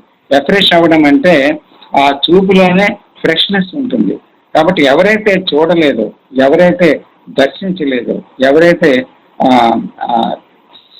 సీయింగ్ అనేది వితౌట్ ద సీయర్ ఎప్పుడైతే జరగలేదో అప్పుడు అంతకాలం కూడా ఏమవుతుందంటే ఆ చాయిస్లెస్ అవేర్నెస్ లేకుండా ఎప్పుడు ఉండేటప్పుడు, అప్రమత్తత లేకుండా ఉండేటప్పుడు, ఎరుక లేకుండా ఉండేటప్పుడు పూర్తిగా ఈ గందరగోళ స్థితి మనసులో ఏర్పడుతుంది. ఇది అన్నిటికీ కారణం. కాబట్టి నిజంగా దీన్ని శక్తి అంతటిని వినియోగించి మనం చూసినప్పుడు మాత్రమే దాని యొక్క ప్రాముఖ్యత, జీవితం అంతటికీ ముఖ్యమైన అతి ముఖ్యమైన విషయం ఏంటంటే చూడడమే. ఇంతకన్నా ముఖ్యమైన జీవితంలో ఏదీ లేదని తెలుసుకోవాలి. సో అది తెలుసుకొని అది గాఢంగా దాని విషయము అది సత్యమని హృదయంలో నాటుకుపోవాలి. నాటుకుపోయే నిత్య జీవితంలో ప్రతి నిమిషం అది ప్రతి గంట, ప్రతిరోజు దాన్ని మనము చూడడం అనే దాంట్లోనే ప్రవేశపెట్టామని అంటే జీవితంలో ఈ నేను అనేది మరణించటం అనేది తథ్యం. అప్పుడే జీవితం. అంటే ఈ మరణంతో కూడుకున్న జీవితమే అది ప్రేమమయ జీవితం అన్నమాట. ఇది కృష్ణమూర్తి గారి యొక్క బోధనలోని ఒక ప్రధాన విషయం. నమస్తే. Thank you sir. Thank you doctor గారు. నమస్కారం డాక్టర్ రామకృష్ణ గారు. నమస్తే అండి. నమస్తే. కాసేపు ఉంటారు కదా డాక్టర్ గారు? ఉంటారు కదా కాసేపు? ఉంటాను 10 నిమిషాలు. ఇక్కడ నాగిరెడ్డి గారు ఉన్నారండి. ఎవరండి నాగిరెడ్డి గారు? హలో హలో నాగిరెడ్డి గారు, అక్కడ అన్మ్యూట్ చేసి మాట్లాడండి నాగిరెడ్డి గారు. హలో హలో సార్, మీరు ఎక్కడి నుంచి? వినపడుతుందా సార్? మీరు ఎక్కడి నుంచి అండి? సార్ నేను ఇంతకుముందు హైదరాబాద్ లో ఉన్నప్పుడు కృష్ణపాణి సార్ ఉన్నప్పుడు అక్కడికి వచ్చేవాను సార్, జేకే సెంటర్ దగ్గరకు వచ్చేవాను. మీరు కూడా నాకు బాగా తెలుసు సార్, మన ఇద్దరం కలిసి కూడా మాట్లాడారు. ఆయుర్వేద డాక్టర్. అవును సార్, కరెక్ట్ సార్. మీరే గుర్తొస్తున్నారు ఈ కోవిడ్ వల్ల. బాగున్నారా? బాగున్నా. Fine sir. మీరు మీ నెంబర్ చాటింగ్ ఉంది అక్కడ, చాటింగ్ లో మీ నెంబర్ వదలండి, మీ నెంబరు పేరు. ఓకే ఓకేనా? థ్యాంక్ యూ అండి. Actually I'm thinking of you. You are the right person. Thank you sir. Prasad garu sir మాట్లాడండి. అందరికీ నమస్కారం సార్. రామకృష్ణ గారు, కృష్ణపండి గారు చాలా మంచి విషయాలు చెప్పారు. అన్నీ దాదాపు కవర్ అయిపోయినాయి. తర్వాత నేను చెప్పాలంటే ఒక చిన్న కృష్ణమూర్తి గారు చెప్పిన కథతో నేను స్టార్ట్ చేస్తాను. ఒక ఊళ్ళో ఒక తండ్రి ఇద్దరు కొడుకులు దొంగతనం చేసుకుంటా బతుకుతా ఉంటారు. సో ఒకరోజు వాళ్ళు దొంగతనానికి వెళ్ళి ఇంటికి తిరిగి వస్తున్నప్పుడు ఒక గురువు గారు ప్రవచనాలు చెప్తా ఉంటారనమాట. సో చెప్తా ఉంటే వెంటనే తండ్రి మేల్కొని చెవులు మూసుకోండి, ఆయన మాట వినపడినంత వరకు మనం వెళ్ళాక అప్పుడు విందురు కానీ ఆయన చెప్పేది వినొద్దు అని వార్న్ చేస్తాడు వాళ్ళని. సరే ఒక కొడుకు తండ్రి చెవులు మూసుకొని వెళ్ళిపోతారు. ఆ రెండో కొడుకు ఏం చెప్తాడా అనే ఆసక్తితో వినుకుంటా వెళ్తాడు ఆ గురువు గారిని. ఆ గురువు గారిని వినుకుంటా వెళ్తే ఏమవుతుందంటే ఈ rest of the life he leaves in conflict. అంటే మిగతా జీవితం అంతా అతను ఒక మానసిక సంఘర్షణలో బతుకుతాడు. ఇది ఇది నాకు గుర్తున్నందుకు కృష్ణమూర్తి గారు ఎక్కడో ఏదో సందర్భంలో చెప్పిన ఒక కథ, చిన్న కథ ఇది. ఇందులో చాలా ఇంకా ముందుకి ఫర్దర్గా ఆలోచిస్తే ఇప్పుడు ఇదే సంఘర్షణ ఇప్పుడు మనకి కూడా ఈ టీచింగ్స్ వల్ల జరిగే అవకాశం ఉంది. అందువల్ల ఏంటంటే ఇంకా తరచు చూస్తే ఇప్పుడు అదే విన్న మనిషి జీవితం చివరి వరకు మానసిక సంఘర్షణలో బతకకుండా ఇంకా వేరే రకంగా చేసే ఉంటే బాగుండేదా అనేది ఒక ఆలోచన వచ్చి దాని నుంచి నాకు వచ్చిన ఆలోచనలు చెప్తున్నాను సార్. నేను అతను ఏదో ఒక టైంలో ఒక అవుట్ సైడర్ లాగా చూసి అసలు ఏం జరిగింది, నా జీవితం ఇంతకుముందు దొంగతనం చేసుకుంటే మంచిగా బతికేవాడిని కదా, వినొద్దు అన్నాడు, విన్నాను, అక్కడ నుంచి నాకు సంఘర్షణ స్టార్ట్ అయింది అని ఒక అవుట్ సైడర్ గా చూడగలిగితే అప్పుడు కొన్ని విషయాలు అర్థమై ఉండొచ్చు. అదేమిటంటే ఇప్పుడు ట్రూత్ లేకుండా జీవితం లేదు, అదొక విషయం. ఇప్పుడు అదే దొంగతనం చేసుకుంటే అది ప్రమాదాలకి ఇప్పుడు జైల్లో ఎండ్ అవ్వచ్చు, లేదంటే ప్రాణాలు పోవచ్చు. సో అది అడ్వైజ్ చేయలేం మనం. But at the same time సంఘర్షణతో బ్రతుకు కూడా ఒక జీవితం కాదు. అది నిరంతరం మానసిక సంఘర్షణతో శక్తిని కోల్పోతా జీవితం నిస్సారంగా ఉంటా అది ఒక అర్థవంతమైన జీవితం కూడా కాదు. సో రెండు ప్రమాదమే. అందువల్ల అతను తను ఒక బాహ్యమైన వ్యక్తిగా చూడగలిగి ఉంటే అప్పుడు తనకి ఒక విషయం అర్థమై ఉండొచ్చు. ఏంటంటే తన జీవిత విధానం ఒకటి, ఆ గురువు గారు చెప్పినవన్నీ ఆపోజిట్లు. మంచితనం, మంచి నడవడిక, సహాయం చేయటం, వీటి గురించి చెప్పాడు. సో ఇక్కడ వచ్చిన సంఘర్షణ ఏంటంటే ఆ బాహ్య జ్ఞానం ఎప్పుడైతే నా జీవితంలోకి వచ్చిందో అప్పుడు సంఘర్షణ ఉంటుంది. ఇది చాలా క్రిటికల్ పాయింట్. ఇది ఇప్పుడు ఎక్కడి నుంచి బాహ్యమైన జ్ఞానం it is bound to create conflict in our life.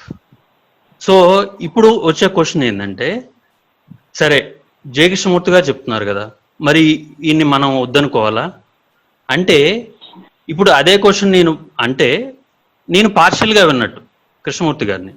ఎందుకంటే ఆయన బిఏ లైట్ యువర్ సెల్ఫ్ అన్నారు. ఆయన చెప్పినప్పుడు అంతా కూడా ఆయన జాగ్రత్త పడతా be a light to yourself అన్నారు. అంటే దాని అర్థం నాకు అర్థమైంది ఏంటంటే ఇప్పుడు ఆహారం తీసుకున్నప్పుడు మనం ఎలా అయితే డైజెస్ట్ చేసుకుంటామో మన సొంతదైపోయింది. అప్పుడు ఆ సొంతదయ్యే ప్రక్రియని నేను వదిలేశాను. ఆ శ్రమను నేను ఇష్టపడలేదు, నేను వదిలేసేసి నేను నా ఆచరణలోకి వచ్చేయాలి అనే ఒక ఇదితో ఉన్నాను. కాబట్టి it is bound to create conflict. So ఇక్కడ మళ్ళీ ఒక మంచి ఆహారాన్ని మనం ఎట్లా ఆస్వాదించి ఎంజాయ్ చేసి థరోగా ఎంజాయ్ చేసి మనం ఎట్లా డైజెస్ట్ చేసుకోగలమో అలానే ఈ టీచింగ్స్ని కూడా అంత తేలిగ్గా మనం దగ్గరికి వెళ్ళి అంత ఆప్యాయంగా ఈ మానసిక సంఘర్షణ, ఈ శక్తి కోల్పోవటం ఇవన్నీ లేకుండా కూడా దగ్గరికి వెళ్ళి మనం మంచిగా వాటిని ఒక రకమైన ప్రేమతో, అంటే అక్కడ రిజల్ట్ లేదు, మళ్ళీ నేను అవ్వాలి అని కృష్ణమూర్తి గారు చెప్పింది ఏదో అట్లా అయిపోవాలని లేదు నాకు. కానీ అసలు ఏంటి అనే ఒక అమాయకపు మనసుతో, ప్రేమతో నేను వెళ్ళగలనా అనేది ఒక ఇన్సైట్ అనే అనిపించింది సార్ నాకు. సో ఈ పాయింట్ దయచేసి అందరూ ఆలోచించండి. అంటే నా పాయింట్ ఏంటంటే బయట నుంచి జ్ఞానం వచ్చినప్పుడు అది it is bound to create conflict. So ఈ విషయం అర్థమైనప్పుడు ఏమవుతుందంటే ఓకే, ఇంకా వేరే విషయం దాన్ని డైజెస్ట్ చేసుకోవటం ఎలాగా, ప్రేమగా ఆప్యాయంగా దాన్ని డైజెస్ట్ చేసుకోవటం ఎలాగా, ఈ శ్రమ, ఈ ఒత్తిడి, ఈ నా ఎనర్జీ అంతా లూజ్ అవటం ఇదంతా లేకుండా నేను దాన్ని అప్రోచ్ అవ్వగలను. ఇది మనం అందరం ఎవరికి వాళ్ళు కొంచెం తెలుసుకోవాలని అనుకుంటున్నాను సార్. నేను ప్రసాద్ గారు చెప్పండి సార్. ఇప్పుడు మీ అభిప్రాయం చెప్పండి, అందరూ వింటున్నారు. Okay, please. నాకు అర్థం కాలేదు సార్. చెప్పండి ప్లీజ్, డోంట్ సే దాట్ అందరూ ఆలోచన లేకపోతే ఎందుకు వస్తున్నారు ఇక్కడికి, అర్థం చేసుకోండి. ఓకే, నాకు అర్థం కాలేదు మీరు చెప్పింది. ప్రసాద్ గారు మీరు ఏమన్నా ఉంటే మీ అభిప్రాయం వ్యక్తపరచండి. అందరూ అవును సార్, నా ఆలోచించడానికి అభిప్రాయమే వ్యక్తపరిచాను. నాకు అర్థం కాలేదు. తప్పే అందరికీ ఉంది. ఆలోచించారు. అందరూ ఆలోచిస్తూనే ఉన్నారు ప్రసాద్ గారు మీరు చెప్పింది. అవును సార్, నేను చెప్తే తప్పే ఉంది. ఇప్పుడు ప్రేమ కొద్దీ నేను చెప్పండి. నా మీరు పాయింట్, చెప్పండి. నాకు ఒక విషయం అర్థమైంది. నేను మళ్ళీ ఈ విషయం చెప్తున్నా. ఆలోచించండి అంటే తప్పే ఉంది అందులో. అంటే దానికి ఇది అవకాశం తప్ప. లేనప్పుడు ఈ జేకే డిస్కషన్స్ ఎందుకు సార్? ప్రసాద్ గారు, మనం ఏది తప్పు? అంత ఆ మాత్రం ఫ్రీడమ్ లేనప్పుడు ఈ ప్రసాద్ డిస్కషన్ గారు మీకేం తప్పలేదు, మీకేం తప్పలేదు, మాట్లాడండి, ఏం పర్వాలా. కృష్ణమణి గారు మాట్లాడండి. నేను ప్రసాద్ గారు చెప్పిన దానికి కొంచెం స్పందిద్దాం అనుకుంటున్నానండి. ప్రసాద్ గారు, మీరు చెప్పిన అంశంలో, మీరు చెప్పిన కథలో కొంచెం ఆంతర్యం ఉందండి. ఆ ఆంతర్యం ఏంటంటే,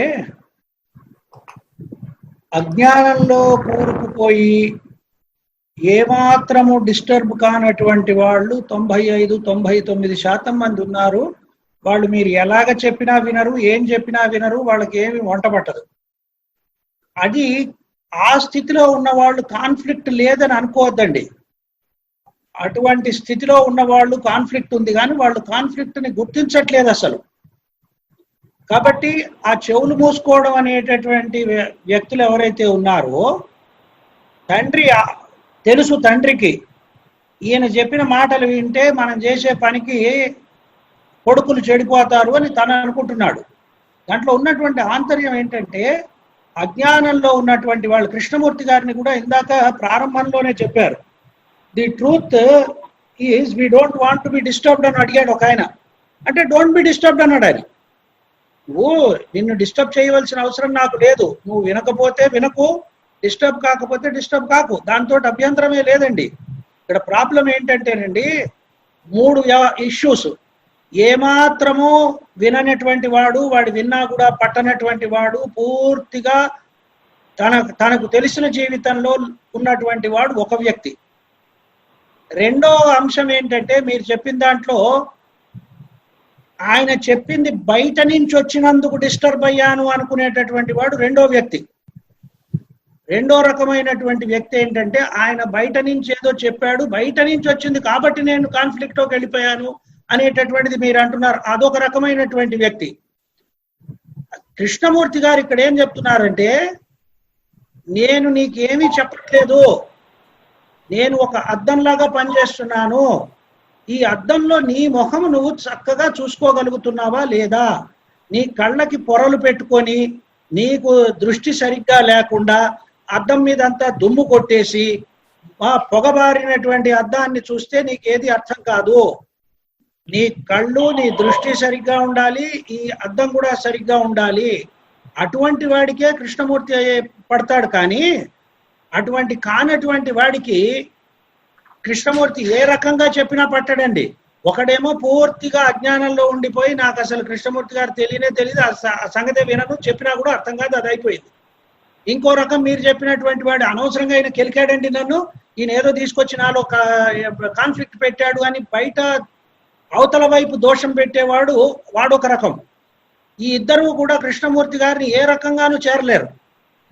మీరు చెప్పినటువంటి అంశంలో సంఘర్షణ ఏమాత్రము లేకుండా కేవలము ప్రేమతోటి దీన్ని కలుగుతుందా అనేటటువంటి ఒక ప్రశ్న వేశారు. ఆ ప్రశ్నకి కృష్ణమూర్తి గారే సమాధానం చెప్పారు. ఆయన అడిగారు, ఈ suffering the only way, is recognising the conflict the only way అంటే ఇట్ మే నాట్ బి అన్నారు.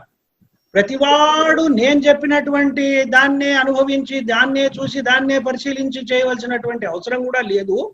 కానీ సత్యాన్ని గుర్తించడం అనేటటువంటిది ఎవరికైనా అవసరమే. ఆ సత్యం ఎటువంటిది అనేటటువంటిది ప్రత్యక్షంగా గత జ్ఞానము యొక్క స్పర్శ లేకుండా చూడగలగడం అనేటటువంటి ఒక వినూత్నమైనటువంటి విషయాన్ని ఆయన మనకు అందించారు. అది మనం గమనించాలి ఇక్కడ. లేకపోతే ఏమవుతుందంటే, మనము అనేక రకాలుగా దీన్ని అర్థం చేసుకునేటటువంటి ప్రమాదం ఉంది. ఆయన చెప్పాడు, నేను I will not provide any crutches to anybody, నేను ఎవరికి కూడా ఊతని కలిగించను, నేను సపోర్ట్ని కలిగించను, నా దగ్గర రమ్మని కూడా చెప్పను. నీ అంతటా నువ్వు వచ్చావు, నన్ను వినడానికి వచ్చావు, వినడానికి వస్తే నేను చెప్పిన మాట నీకు అర్థమైతే అర్థమైంది, లేకపోతే వెళ్ళిపోమన్నాడు. లేకపోతే వెళ్ళిపోయి నీ జీవితం నువ్వు you cannot wish away conflict. నేను కాన్ఫ్లిక్ట్ లో ఉంటూ, నేను నిత్యము సంఘర్షణలో ఉంటూ నేను ఆ సంఘర్షణ లేదు అనుకునే భ్రమలో జీవించడం అనేటటువంటిది పెద్ద ప్రమాదం అండి. అది నాకు రోజు జరుగుతుందా లేదా, నా భార్యతో ఎలా ఉన్నాను, నా పిల్లలతో ఎలా ఉన్నాను, నా బాస్ తోటి ఎలా ఉన్నాను, బయటి వాడితో ఎట్లా ఉన్నాను, పెద్దవాడితో ఎట్లా ఉన్నాను, చిన్నవాడితో ఎట్లా ఉన్నాను, ఇవన్నీ గమనించాల్సినటువంటి అంశాలు. ఇవన్నీ గమనిస్తే మీకు ఆ సంఘర్షణ, అంతఃకలహం అనేటటువంటిది మీకే స్పష్టమవుతుంది. కృష్ణమూర్తి గారు చెప్పనవసరం లేదు. కృష్ణమూర్తి గారి ఆయన ఏ రకంగా ఎవరికి ఏ ఆధారము ఇవ్వలేదు. ఆయన కేవలం చెప్పింది నేను అర్థం అండి. నువ్వు అర్థంలో చూసుకో, నీ మొహం నువ్వు చూసుకో, నీకు ఏది కనిపిస్తే అది సత్యం. అది నువ్వే తొలగించుకోవాలి తప్ప నన్ను ఆధారంగా చేసుకుని నువ్వు మాత్రం నీ జీవితాన్ని గడపద్దు అని చాలా స్పష్టంగా చెప్పారు. చిట్ట చివరప్పుడు కూడా చెప్పారు, I'm not an authority, I'm not a Guru, I'm not a teacher, I'm nobody. Complete గా అగ్రీ చేస్తాను సార్ మీరు చెప్పి. అంతేనండి. అంతకంటే మించి మనము దాన్ని కూడా రకంగా అర్థం చేసుకునే కాదు సార్. నిన్న కూడా నాలెడ్జ్ అండ్ ట్రాన్స్ఫర్మేషన్ అన్నప్పుడు కాన్ఫ్లిక్ట్ అనేది చెప్పింది నేను నా విషయంలో వాస్తవం అయిందని నేను చెప్తున్నాను సార్. నేను కూడా ఇక్కడ ఏదో మనం ఇప్పుడు నలుగురిలో మన పేరు పడాలి నాకు నిజంగా లేదు సార్. అదేమి అది కాదండి. ఏంటంటే ప్రేమ కొద్దీ నాకు అర్థమైన విషయం ఇంకొకళ్ళకి ఎల్లుద్దేమో అనే ఒక భావనే తప్పితే ఇక్కడ మూర్ఖత్వం అవుతుంది సార్. కాదండి ప్రసాద్ గారు, మీరు ప్రేమ కొద్ది అంటున్నారో, మీరు అనుకునే ప్రేమను కృష్ణమూర్తి గారు చెప్పినటువంటి ప్రేమ వేరే అని నేను అనుకుంటున్నా. దానికి కారణం ఏంటంటే సంఘర్షణలో ఉన్నటువంటి వ్యక్తి ఆయన చెబుతున్నటువంటి ప్రేమని, అనురాగాన్ని, దాన్ని ఏమంటారు, ఆయన ఇంటెలిజెన్స్ అన్నారు, ఆ ప్రజ్ఞని దర్శించలేదు. అది తథ్యం. అది మనకి చాలా స్పష్టంగా తెలియాలి. అది స్పష్టంగా తెలియకుండా ఇప్పుడు మామూలుగా మన పిల్లలతోటి ప్రేమతోటి ఆప్యాయంగానే ఉంటాం. అది ప్రేమ? అది నిజమైనటువంటి ప్రేమ? కృష్ణమూర్తి గారు దేన్నైతే ప్రేమ అంటున్నారో అది ప్రేమ. ఇది ఒకటి కాదు అనేటటువంటిది కూడా మనకు స్పష్టంగా తెలియాలి. ఏది కాదు అనేటటువంటిది తెలిసినప్పుడు దానికి వస్తాం. కానీ ఇది నాకు తెలిసింది కాబట్టి దాని ద్వారా నేను వెళ్తున్నాను అనుకోవడం కూడా ఒక పెద్ద ప్రమాదం అవ్వచ్చు. అది నేను అనేది. సార్ తప్పకుండా మీరు చెప్పింది నేను ఆలోచిస్తాను. నా పాయింట్ ఇదే సార్, మీరు వ్యాలిడ్ ఉంటే సార్, లేదంటే just dust. It is not about validity. Please understand that మీరు ఏ రకంగా ప్రేమతోటి ఆప్యాయంగా చూస్తే కృష్ణమూర్తి గారు చెప్పిన విషయం అర్థమైపోతుంది, లోపలికి పోతుంది అని అన్నారు కదా. మీరన్నమాటే కదా. మీ నిర్వచనం ఏంటి? మీరు అనేటటువంటి ప్రేమ ఆప్యాయానికి నిర్వచనం ఏమిటి? మీ నిర్వచనం చెప్తే కృష్ణమూర్తి గారిని నేను అర్థం చేసుకున్న నిర్వచనం చెప్పగలుగుతా. మీ నిర్వచనం మా నిర్వచనం ఒకటి కాదనుకోండి, అంటే మనం వేరువేరుగా అర్థం చేసుకుంటున్నట్లు అవుతుంది కృష్ణమూర్తి గారిని. అది నేను అనేది. సార్ ఇప్పుడు ఆ డిస్కషన్ లోకి నేను పోలేను కానీ సార్, నాకైతే ఇక్కడ పార్టిసిపెంట్స్ మీద, వాళ్ళ జీవితం మీద నాకు మంచి గౌరవభావం, ప్రేమ ఉంది సార్. నేను ప్రధానం కాదు, నా మాట ప్రధానం కాదు. ఒక విలువైన విషయం ఏమన్నా వెళ్ళి ఒకళ్ళకి ఉపయోగపడితే అది చాలు సార్. నాకు అంతకంటే ఏం లేదు. ప్రసాద్ గారు, I think again missing the point. మీరు ఎక్కడ మిస్ చేస్తున్నారు నేను దయచేసి మీకు చెప్తున్నాను. నేనేం చెప్తున్నా అంటే, మీ యొక్క ప్రేమకి నిర్వచనం ఏమిటి? మీరు ఏ రకంగా let us start from the mind నుంచి how do you understand that? అట్లా అడిగితే నేను ఒకటే చెప్పగలను సార్. ఇప్పుడు చెప్పండి. నేను నాకు ప్రధానం ఇవ్వకుండా ఇప్పుడు ఇక్కడ ఉన్న పార్టిసిపెంట్స్ ఎవరైతే ఉన్నారో, ఇప్పుడు మీరు చెప్పినా అంతే కదా సార్, మీరు చెప్పినా రామకృష్ణ గారు చెప్పినా గానీ నా జీవితంలో వెలుగు రావాలనేగా మీరు మాట్లాడేది. నేను అదే భావంతో మాట్లాడుతున్నా అంతే. కరెక్ట్. దానికి నిర్వచనాలు ఇస్తే సార్ మళ్ళీ అది పదాల్లో పెట్టగలిగేది కాదు కదా సార్. అది నా నిజాయితీ ఏంటనేది నా మాటల్లోనూ నా ప్రవర్తనలోనూ తెలియాలి, కానీ నేను చెప్పేది కాదు. అది నేను చెప్పేది అది అబద్ధం అవుతుంది సార్ ఒక రకంగా. అబద్ధం నిజం కాదండి. మీరు అనుకునే ప్రేమ, కృష్ణమూర్తి గారు అనుకునే ప్రేమ ఒకటే అనుకుంటున్నారా? నేను అట్లా అసలు ఆలోచించట్లేదు సార్. నేను అది బేరేజ్ చేసుకోవాలని కూడా అనుకోవట్లేదు. నేను నా వరకు కాదు సార్, నా వరకు నేను నిజాయితీగా ఉన్నానా? నీ మాట్లాడే దాంట్లో నాకు ప్రయారిటీ ఉందా? సెల్ఫ్ ప్రయారిటీ అంటే వాళ్ళు వినాలని చెప్తున్నానా, లేదంటే వాళ్ళ జీవితం మీద ఒక అభిమానంతో మాట్లాడుతున్నానా అనేదే చూస్తున్నాను నేను. అక్కడి వరకు నిజాయితీగా నేను మాట్లాడగలిగాను, అంతేగాని సెల్ఫ్ కి మీరు ప్రయారిటీ ఇస్తున్నారంటే అబద్ధం అవుతుంది. సెల్ఫ్ కి మీరు ప్రయారిటీ ఇస్తున్నారంటేనే ఆ సెల్ఫ్ ఏమిటో దయచేసి అర్థం చేసుకోండి అంటున్నారు కృష్ణమూర్తి గారైనా మేము చర్చించేదైనా అదే. మీరు ఈ సెల్ఫ్ కి ఏదైతే ప్రయారిటీ ఇస్తున్నారో ఆ సెల్ఫ్ ఏమిటి? This self is something which cannot give any priority to anything. మీరు ప్రయారిటీ ఇచ్చారు అంటే అది మానసికమైనటువంటి సంఘర్షణలోంచి పుట్టినటువంటి ఆ నేను అనేటటువంటిది, ఆ సెల్ఫ్ అని నేనని ఏదంటున్నారో అది మానసికమైనటువంటి సంక్షోభంలోంచి పుట్టినటువంటిది. అటువంటి దానికే ప్రయారిటీస్ అనేటటువంటివి ఉంటాయి. అదే అంటున్నాను సార్, నేను మాట్లాడినప్పుడు నాకు ప్రధానం లేకుండా మాట్లాడాను అంటున్నాను సార్ నేను. We'll move on to the next. Okay, we'll go to the next sir. ఎందుకు ఇదంతా? కానివ్వండి. అంటే మనం దీన్ని చర్చించవలసిన అంశమేనండి. ఇంకా మనం దీనికి సమయం వెచ్చించవచ్చు. నేను అనుకుంటున్నది మీరు అనుకున్నది కొంచెం విభేదంగా ఉందని అనుకుంటున్నాను. దాన్ని మనం ఒక Upendra garu, okay sir, no problem sir. Doctor Ramakrishna garu ఉన్నారా? సార్ ఉన్నారు సార్. సార్ మాట్లాడతారా? డాక్టర్ రామకృష్ణ గారు మీరు కూడా మాట్లాడేది ఉందా? మాట్లాడతారా? రామకృష్ణ గారు, అంటే ఇక్కడ ఒక విషయము, ట్రూత్ అనేది ఎప్పుడైతే తెలిసిందో ఒకరికి, ఆ ట్రూత్ ని తన నిజ జీవితంలో పెట్టలేనందువల్ల అది విషతుల్యం అవుతుంది. అంటే అప్పుడు ఉండేటువంటి వాట్ ఈజ్ వేరు, ట్రూత్ వేరు అవుతుంది. దాన్ని నిజ జీవితంలో ప్రవేశపెట్టి తన స్వంత జ్ఞానము, స్వంత అనుభూతి, స్వంత విషయము, తనకు అనుకున్న విషయము అవ్వాలి ఆ ట్రూత్. కానీ ఆ ట్రూత్ ఇంటెలెక్చువల్ గా ఉండిపోతే అప్పుడు ఏంటంటే ఆ ట్రూతే, అంటే ఏదైతే విన్నాడో ఆ సత్యాన్ని, అది మళ్ళీ కాన్ఫ్లిక్ట్ లోకి తీసుకొని వస్తుంది. అయితే ఎవరైతే వింటారో వాళ్ళు విని ఇది మనకెందుకులే అని తన నిజ జీవితంలోకి వెళ్ళిపోయినా అందులో ఏదో సత్యం ఉన్నట్టు ఉంది అని మళ్ళీ ఇది జీవించలేకపోతున్నానే, ఇలాగే ఉంటున్నానే, నాలో మార్పు రాలేదే అని అనుకుంటుంటే కాన్ఫ్లిక్ట్ లోకి వెళ్ళిపోతుంది. తనలో మార్పు రాలేదు కాబట్టి ఈ ట్రూత్ ని తన మార్పు కోసము తను ప్రయోగించాలి అని ఎవరికైతే జ్ఞానం కలుగుతుందో వారు కాన్ఫ్లిక్ట్ నుంచి బయటపడతారు. అంటే ట్రూత్ కాన్ఫ్లిక్ట్ ని కలుగు చేస్తుందంటే ట్రూత్ లో కాన్ఫ్లిక్ట్ చేసే గుణం లేదు. అయితే నేనులో ఆచరణాత్మకం కానటువంటి ఒక సోమరితనం ఉంది కనుక ఆ సోమరితనం కాన్ఫ్లిక్ట్ తీసుకొస్తుంది. కానీ ట్రూత్ కాన్ఫ్లిక్ట్ ఇచ్చే గుణం లేదు. ఇది అర్థం చేసుకోవాలి. Thank you sir. Doctor Ramakrishna గారు, థ్యాంక్ యూ. Welcome sir. ఇంకెవరైనా మాట్లాడతారండి?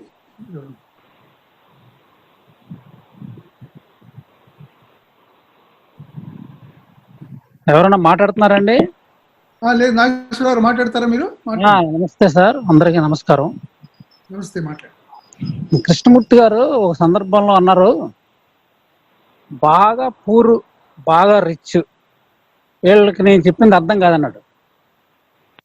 ఎందుకన్నాడంటే ఆ మాట, బాగా పూర్కి తెల్లవాళ్ళు వేస్తే తన బతుకు మీద, తన జీవన విధానం మీద, నేను టుమారో ఎలా జీవించాలి నాకు అనే దాని మీదే ఉంటుంది అతని మనసంతా. కాబట్టి అది నేను చెప్పింది అతనికి అర్థం కాదన్నాడు. రెండోది ఏంటంటే బాగా రిచ్ కూడా అలాగే ఉంటాడు.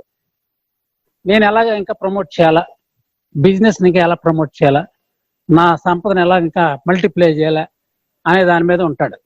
వాడికి రాదని చెప్పాడు. ఎవరికి వస్తుందంటే ఎవరైతే రియల్గా సెన్సిటివిటీలో కాన్ఫ్లిక్ట్లో జీవిస్తారో, అటుగాక ఇటుగాక మధ్య రకంగా చాలా కాన్ఫ్లిక్ట్లో ఉంటారు కొంతమంది. ఆ కాన్ఫ్లిక్ట్లో ఉన్న వాళ్ళకి ఏమన్నా అర్థమైతే అర్థం అవుద్దని చెప్పాడు. ఎందుకన్నాడంటే ఆ మాట, ఆ కాన్ఫ్లిక్ట్ అనేది అవసరం. అసలు ఫిలాసఫీలో ఉన్న ఆ కాన్ఫ్లిక్టే మనల్ని డ్రైవ్ చేస్తూ ఉంటుంది రియల్గా అండర్స్టాండ్ చేసుకుంటే. ఎందుకు ఆ కాన్ఫ్లిక్ట్ వచ్చింది? ప్రిమిటివ్ స్టేజ్ నుంచి ఎప్పుడో కొన్ని అంటే 50,000 years అంటాడు ఆయన. ఆంథ్రోపాయిడ్ ఏప్ ఆ ఎవల్యూషన్ ప్రాసెస్లో ఆంథ్రోపాయిడ్ ఏప్ దగ్గర నుంచి హ్యూమన్ ఎవల్యూషన్లో మనం ఈ స్టేజ్కి వచ్చాం. అక్కడి నుంచి మొదలుపెట్టి సో ఈ ప్రాసెస్లో human beings have taken a wrong turning అన్నాడు ఒక దగ్గర. ఎందుకు రాంగ్ టర్నింగ్ వచ్చిందో ఆయన చెప్పలేదు, కానీ they have taken wrong turning అన్నాడు. అది ఎందుకు వచ్చిందంటే బికాజ్ ఆఫ్ సర్వైవల్ వల్ల వచ్చిందో రాంగ్ టర్నింగ్. ఆ సెల్ఫ్ నేను నాది అనేది అక్కడి నుంచి స్టార్ట్ అవ్వడం వల్ల ఆ రాంగ్ టర్నింగ్ వచ్చిందో. అది తెలియదు. Over a period of time ఈ ప్రాసెస్లో మన హార్డ్వేర్లో డిస్క్లన్నీ కూడా, డిఎన్ఏ డిస్క్లన్నీ కూడా కంప్లీట్లీ ఎంబెడెడ్ అయిపోయాయి. యాడింగ్ ఎవ్రీ డే, సంవత్సరాల తాలూకు ఇన్ఫర్మేషన్ అంతా యాడ్ అయిపోయి it became a big disk అనమాట అండి. దాన్ని మొత్తం చూడాలంటే మన శక్తి సరిపోవట్లేదు. హోల్గా చూడాల ఆ కాన్ఫ్లిక్ట్లందరినీ. ఎంత ఉంది బ్యాగేజ్? సముద్రం అంత బ్యాగేజ్ని వచ్చి ఇంకా మోస్తూనే ఉన్నాం. ఈ బ్యాగేజ్ని మోస్తూ ప్రాసెస్లో ఒకేసారి దీన్ని దర్శించడం, ఈ కాన్ఫ్లిక్ట్ని, ఈ బ్యాగేజ్ని, అదేమో అబ్జర్వర్ కింద ఏర్పడిపోయింది. ఒక రకంగా పాస్ట్లో ఉండిపోయింది, అది అబ్జర్వర్ అయిపోయింది. ఇదంతా అందులో నిమిడీకృతం అయిపోయి ఎంబెడెడ్ అయిపోయి జెనెటిక్ కోడ్లో అది ఎంత అలా ఉండిపోవడం, దాన్ని చూడడం అంటే సామాన్యంగా లేదు. ఎంత ఎక్కువగా మీకు ఎంత ఎనర్జీ కావాలంటే టోటాలిటీలో చూసినప్పుడు ఆ పాస్ట్ అంతా మీరు దర్శించగలిగినప్పుడే ఆ ఎనర్జీ వస్తుంది. ఆ ఎనర్జీయే మీకు ఉపయోగపడుతుంది to drive to the future. ఆ ఫ్యూచర్ కాదు, దాన్ని ఏమంటారు, ఆ సత్యంలో దాన్ని డ్రైవ్ చేస్తుంది. ఇది పాస్ట్ ఉంటుండగా ఆ సత్యంలో డ్రైవ్ చేసే మెకానిజం అంతా ఆగిపోతుంది, అదేం పని చేయదు. ఇంకా ఈ పాస్ట్లో ఉండిపోతున్నాం కదా ఎప్పుడని. ఇది ఇంపార్టెంట్. దీన్ని, ఈ డ్రైవింగ్ మెకానిజంని మనం ఎంత స్ట్రాంగ్ చేయాలంటే ఆ పాస్ట్లోకి వెళ్ళడం అనేది ఆగిపోయినప్పుడు, దాని ఇంటెన్సిటీ ఎక్కువైనప్పుడు, అది మనకి ఏమి ఎఫెక్ట్ కానప్పుడు, ఆ పాస్ట్ అబ్జర్వర్ అనేది పూర్తిగా అబ్సెంట్ అయిపోయినప్పుడే అది జరుగుద్ది. కాబట్టి అదర్వైజ్ ముక్కలుగా మాట్లాడుకుంటే ఇది జరగదు. ఇది విషయం, అది నేను చెప్పదలుచుకున్నాను. Thank you Nageswararao. నేను మాట్లాడతానండి. చక్రపాణి. మాట్లాడండి. నాగేశ్వరరావు గారు, మీరు చెప్పింది పూర్ లోను రిచ్ లోను వాళ్ళకి కాన్ఫ్లిక్ట్ లేదు, వాళ్ళు వాళ్ళ దాంట్లో పోతున్నారు. మిడిల్ క్లాస్ కే కాన్ఫ్లిక్ట్ ఉంది, వాళ్ళకే కావాలని చెప్పారు. సరే, బానుంది.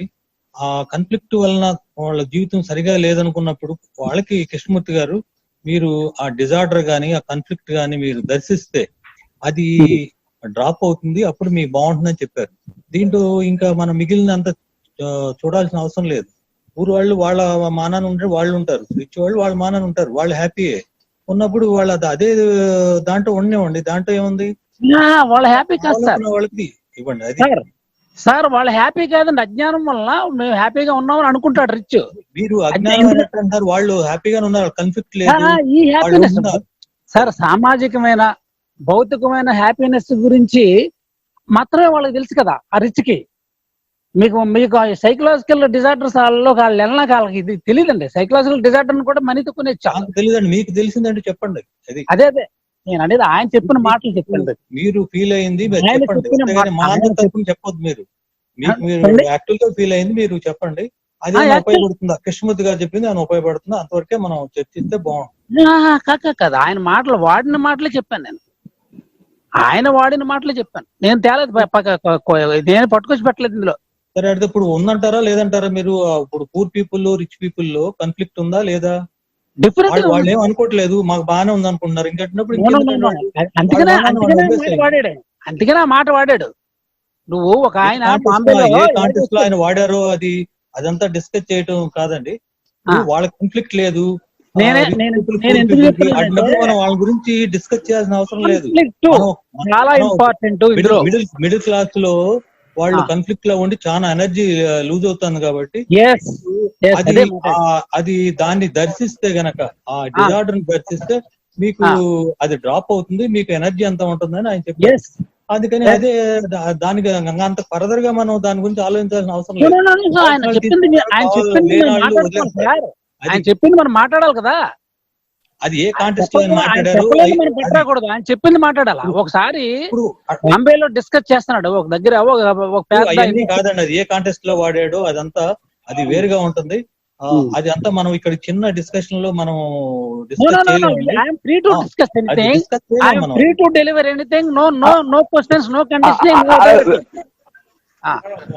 nobody can say don't speak this, no authority on me. ఎన్ని opportunity I speaking, that's all. Feel అయినంత వరకే, అంతేగాని మా అంతకన్నా మించి మాట్లాడతాం లేదండి. మనం అంతవరకే డిస్కస్ చేయాలి. సారీ నాగేశ్వర గారు, ఎవరైతే కండక్ట్ చేస్తున్నారో వాళ్ళని అడగండి. చక్రపాణి సార్, అది రెడ్డి గారు ఉండండి. ఉండండి. నాగేశ్వరరావు గారు ఒక నిమిషం. నాగేశ్వరరావు గారు చెప్పండి. మీరు వేరే అనుకోకండి. నాగేశ్వరరావు గారు, చక్రపాణి గారు ఇక్కడ అంటే వారి ఉద్దేశం ఏమిటంటే, డాక్టర్ చక్రపాణి గారి ఉద్దేశము, సుమూర్తి గారు చెప్పారు కరెక్టే, మీ అభిమతంగా మీ విషయం ఏంటి చెప్పండి, అంతవరకే అన్నారు. కృష్ణమూర్తి మాట లేకుండా మీరు డిస్కస్ చేస్తున్నారు ఇక్కడ, చెప్పండి నాకు మాట. చెప్పిన మాటలు లేకుండా మీరు ఎవరైనా డిస్కస్ చేస్తున్నారా? ఆయన చెప్పిన మాట నేను పెట్టాను, మళ్ళీ నేను సొంతంగా పెట్టలేదు కదా. అయ్యా నాగేశ్వరరావు, మీరు వేరే మీరు కాంటెక్స్ట్ గమనించండి. I have a question, sir. The question is, even though we have individual different opinions, can we still communicate? Yes, ఇప్పుడు ఒక మాట చెప్పచ్చండి రామకృష్ణ గారు. ఒక విషయం ఏంటంటేనండి, ఇప్పుడు నేను ఒక రకంగా అర్థం చేసుకున్నాను. నాగేశ్వరరావు గారు చెప్పింది పూర్ రిచ్ అనకుండా, ఒక వ్యక్తి ఉన్నాడు అనుకోండి, 3 రకాల వ్యక్తులు ఉన్నారండి. ఒకడేమో కోమాలో ఉన్నాడు, ఒకడేమో గాఢ నిద్రలో ఉన్నాడు, ఒకడేమో మేల్కొని ఉన్నాడు. ఇప్పుడు కోమాలో ఉన్నవాడికి, గాఢ నిద్రలో ఉన్నవాడికి కృష్ణమూర్తి గారు కాదు ఎవరు చెప్పినా ఏది చెప్పినా కూడా వాళ్ళకి బోధపడదు. మెలకువగా ఉన్నవాడికే ఈ సంఘర్షణ యొక్క ప్రాముఖ్యత తెలుస్తుంది, సంఘర్షణలో ఉన్నటువంటి ఇబ్బంది తెలుస్తుంది. అటువంటి వాళ్ళే నా దగ్గరకు వస్తారు, అటువంటి వాళ్ళకి నేను చెప్పగలుగుతున్నాను అంటే, వచ్చిన 1000 మందిలో కూడా నిజంగా మెలకువగా ఉండి దీన్ని ఆయన చెప్పినటువంటిది స్వీకరించే వాళ్ళు చాలా చాలా చాలా తక్కువ మంది ఉంటారని ఆయనే అన్నారు.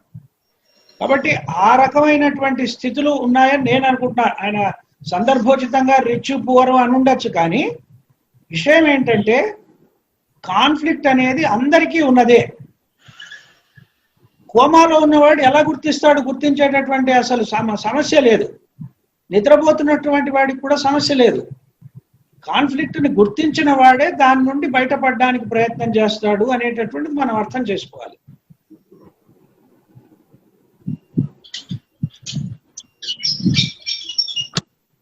అయిపోయిందండి.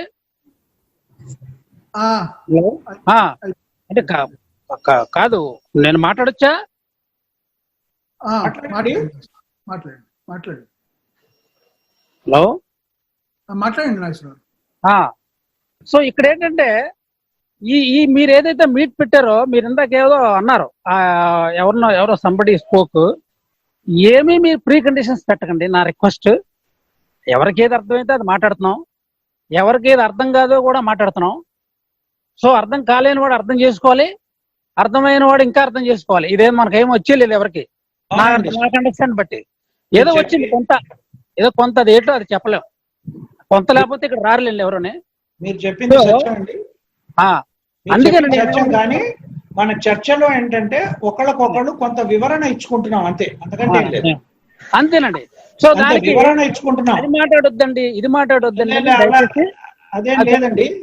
అది లేదు. ఆయన అనేది ఏంటంటే, నేను అర్థం చేసుకున్నది ఏంటంటే, ఒక చర్చ ఒక పద్ధతిలో సాగుతున్నప్పుడు బహుశా అది ఇంకో దారికి వెళ్ళిపోతుందేమో అనేటటువంటి ఉద్దేశంతో అన్నారండి. అంతకంటే మించింది ఏం లేదండి. ఓకే అండి, థ్యాంక్ యూ సార్. అంతకంటే మించింది ఏం లేదు. థ్యాంక్ యూ నాగేష్ గారు. ఇంకెవరినిందా? రెడ్డి గారు మీరు మాట్లాడతారా? ఎస్ఎం రెడ్డి గారు ఏమన్నా వేరే విషయం? ఏం లేదు సార్, కంటిన్యూ. ఓకే. సాయిబాబా జానర్ సార్. సాయిబాబు గారు మాట్లాడండి. గుడ్ ఈవినింగ్ అండి. నమస్తే, మాట్లాడండి. నా పర్సనల్ అబ్జర్వేషన్ లో నాకు అనిపించేది ఏంటంటే సార్, బేసికల్ గా కాన్ఫ్లిక్ట్ లేని జీవితం కోరుకోవడంతోనే అసలు కాన్ఫ్లిక్ట్ స్టార్ట్ అవుతుందని అర్థమవుతుందండి. Because you want a life without any conflict. అక్కడే ఆ చాయిస్ తోనే అసలు everything, the whole the process is starting. I don't want any conflict. I don't want any any kind of difficulty in my life. మనం actual గా మన self always it tries to modify what is అండి. What is లో మనం ఎప్పుడు ఉంటాం కానీ but your self always tries to modify it because it never wants to stay in the what is. What is లో ఉండకుండా తన చాయిస్ ప్రకారం దాన్ని చూడటం, తన చాయిస్ ప్రకారం దాన్ని అర్థం చేసుకోవడానికి ప్రయత్నం చేయటం వల్ల కాన్ఫ్లిక్ట్ మనకి అక్కడ వస్తుందండి. యాజ్ ఇట్ ఈస్ అయితే out of my own observation when there is a self there is a conflict అండి. irrevocably you can when there is a self arised there is a conflict because obviously the self always tries to become something or modify what is. మనకున్న ఎదురుగా ఉన్నటువంటి రియాలిటీని it always wants to change or modify or wanted to do something about it. అక్కడే బేసికల్ గా అది first and foremost aspect అండి. Second thing is I don't want any problems in my life. I don't want any conflicts in my life. I just want to live a life without any kind of conflict. ఈ choice తో కూడా అసలు conflict start అవుతుంది because life is a embodiment and balancing of both good and bad. Anything in my happy life లో. But if I look at the life with a choice that I want only good things, I don't want bad things, I don't want any conflicts, I don't want any kind of discomforting things around me అనుకుంటే then you are lost, sir. So if you have that clarity that when yourself is always trying to modify your what is, if you have that attention all the time when it is trying to modify or change or try to do something about the what is, then the conflicts role is very much minimized అండి. Ultimately ఇదంతా కూడా self కే అది access అవుతుంది కాబట్టి అక్కడే దాన్ని మనం జాగ్రత్తగా అబ్జర్వ్ చేసుకుంటే then I don't think conflict is going to be another conflicting problem for anybody. That's what I feel to say. Thank you అండి సాయిబాబు గారు, థ్యాంక్ యూ. ఇంకెవరు షేర్ చేసుకుంటారా? ఛాయ్దేవ్ గారు కానీ. ఇందాక సుబ్బారావు గారు మాట్లాడుతా అన్నట్టున్నారు. సుబ్బారావురా? డాక్టర్ సుబ్బారావు చెప్పండి సార్. మాట్లాడతారా? టైం ఉందా? టైం లేదనుకుంటాను. 10 minutes అవును సార్, 22 అవును 10 minutes ఉంది. 10 minutes 5 minutes 10 minutes అంటే మాట్లాడతాం. మరి కృష్ణమణి గారు మళ్ళీ మీకు టైం కావాలేమో. కృష్ణమణి గారు మాట్లాడతారు. అంత పెద్ద అవసరం ఏం లేదండి.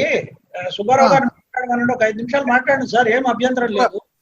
డాక్టర్ సుబ్బారావు 5 minutes మాట్లాడండి సార్. డాక్టర్ గారు. Okay sir, thank you. నాకు అవగాహన వచ్చిన కాన్ఫ్లిక్ట్ అనేది చెప్దాం అనుకుంటున్నాను. దీనికి మనకు అర్థం అవ్వాల్సింది ఏంటంటే యు ఆర్ ది వరల్డ్ అనేది ఒకటి తెలుసుకోవాలి. ఒకటి అబ్జర్వరు, అబ్జర్వ్డ్ అనేది రెండు తెలుసుకోవాలి. ఒకటి ఈ రెండు తెలుసుకోకుండా కాన్ఫ్లిక్ట్ అర్థం అవ్వదు. రెండోది మనం లాస్ట్ ఫ్యూ డేస్ లో మనం మాట్లాడుతున్నవి ఈ కాన్ఫ్లిక్ట్ అర్థం చేసుకోవడానికి మాట్లాడడం. That is love, death, total transformation, knowledge ఎలాగా మార్పుని అవరోధిస్తుందో అనేది కూడా మనం మాట్లాడుకున్నాం. ఇవన్నీ కూడా కాన్ఫ్లిక్ట్ నుంచి బయటకు రావడానికే ఇవన్నీ కూడా జరిగాయి టాక్స్ అన్నీ. ఇప్పుడు నాకు అవగాహన ఏంటంటే మనం ఎప్పుడు కూడా కంఫర్టబుల్ జోన్ లో ఉంటామండి. అంటే ఏంటి, డిస్టర్బ్ అవనంత వరకు నాకు కాన్ఫ్లిక్ట్ ఉండదు. అది మనిషి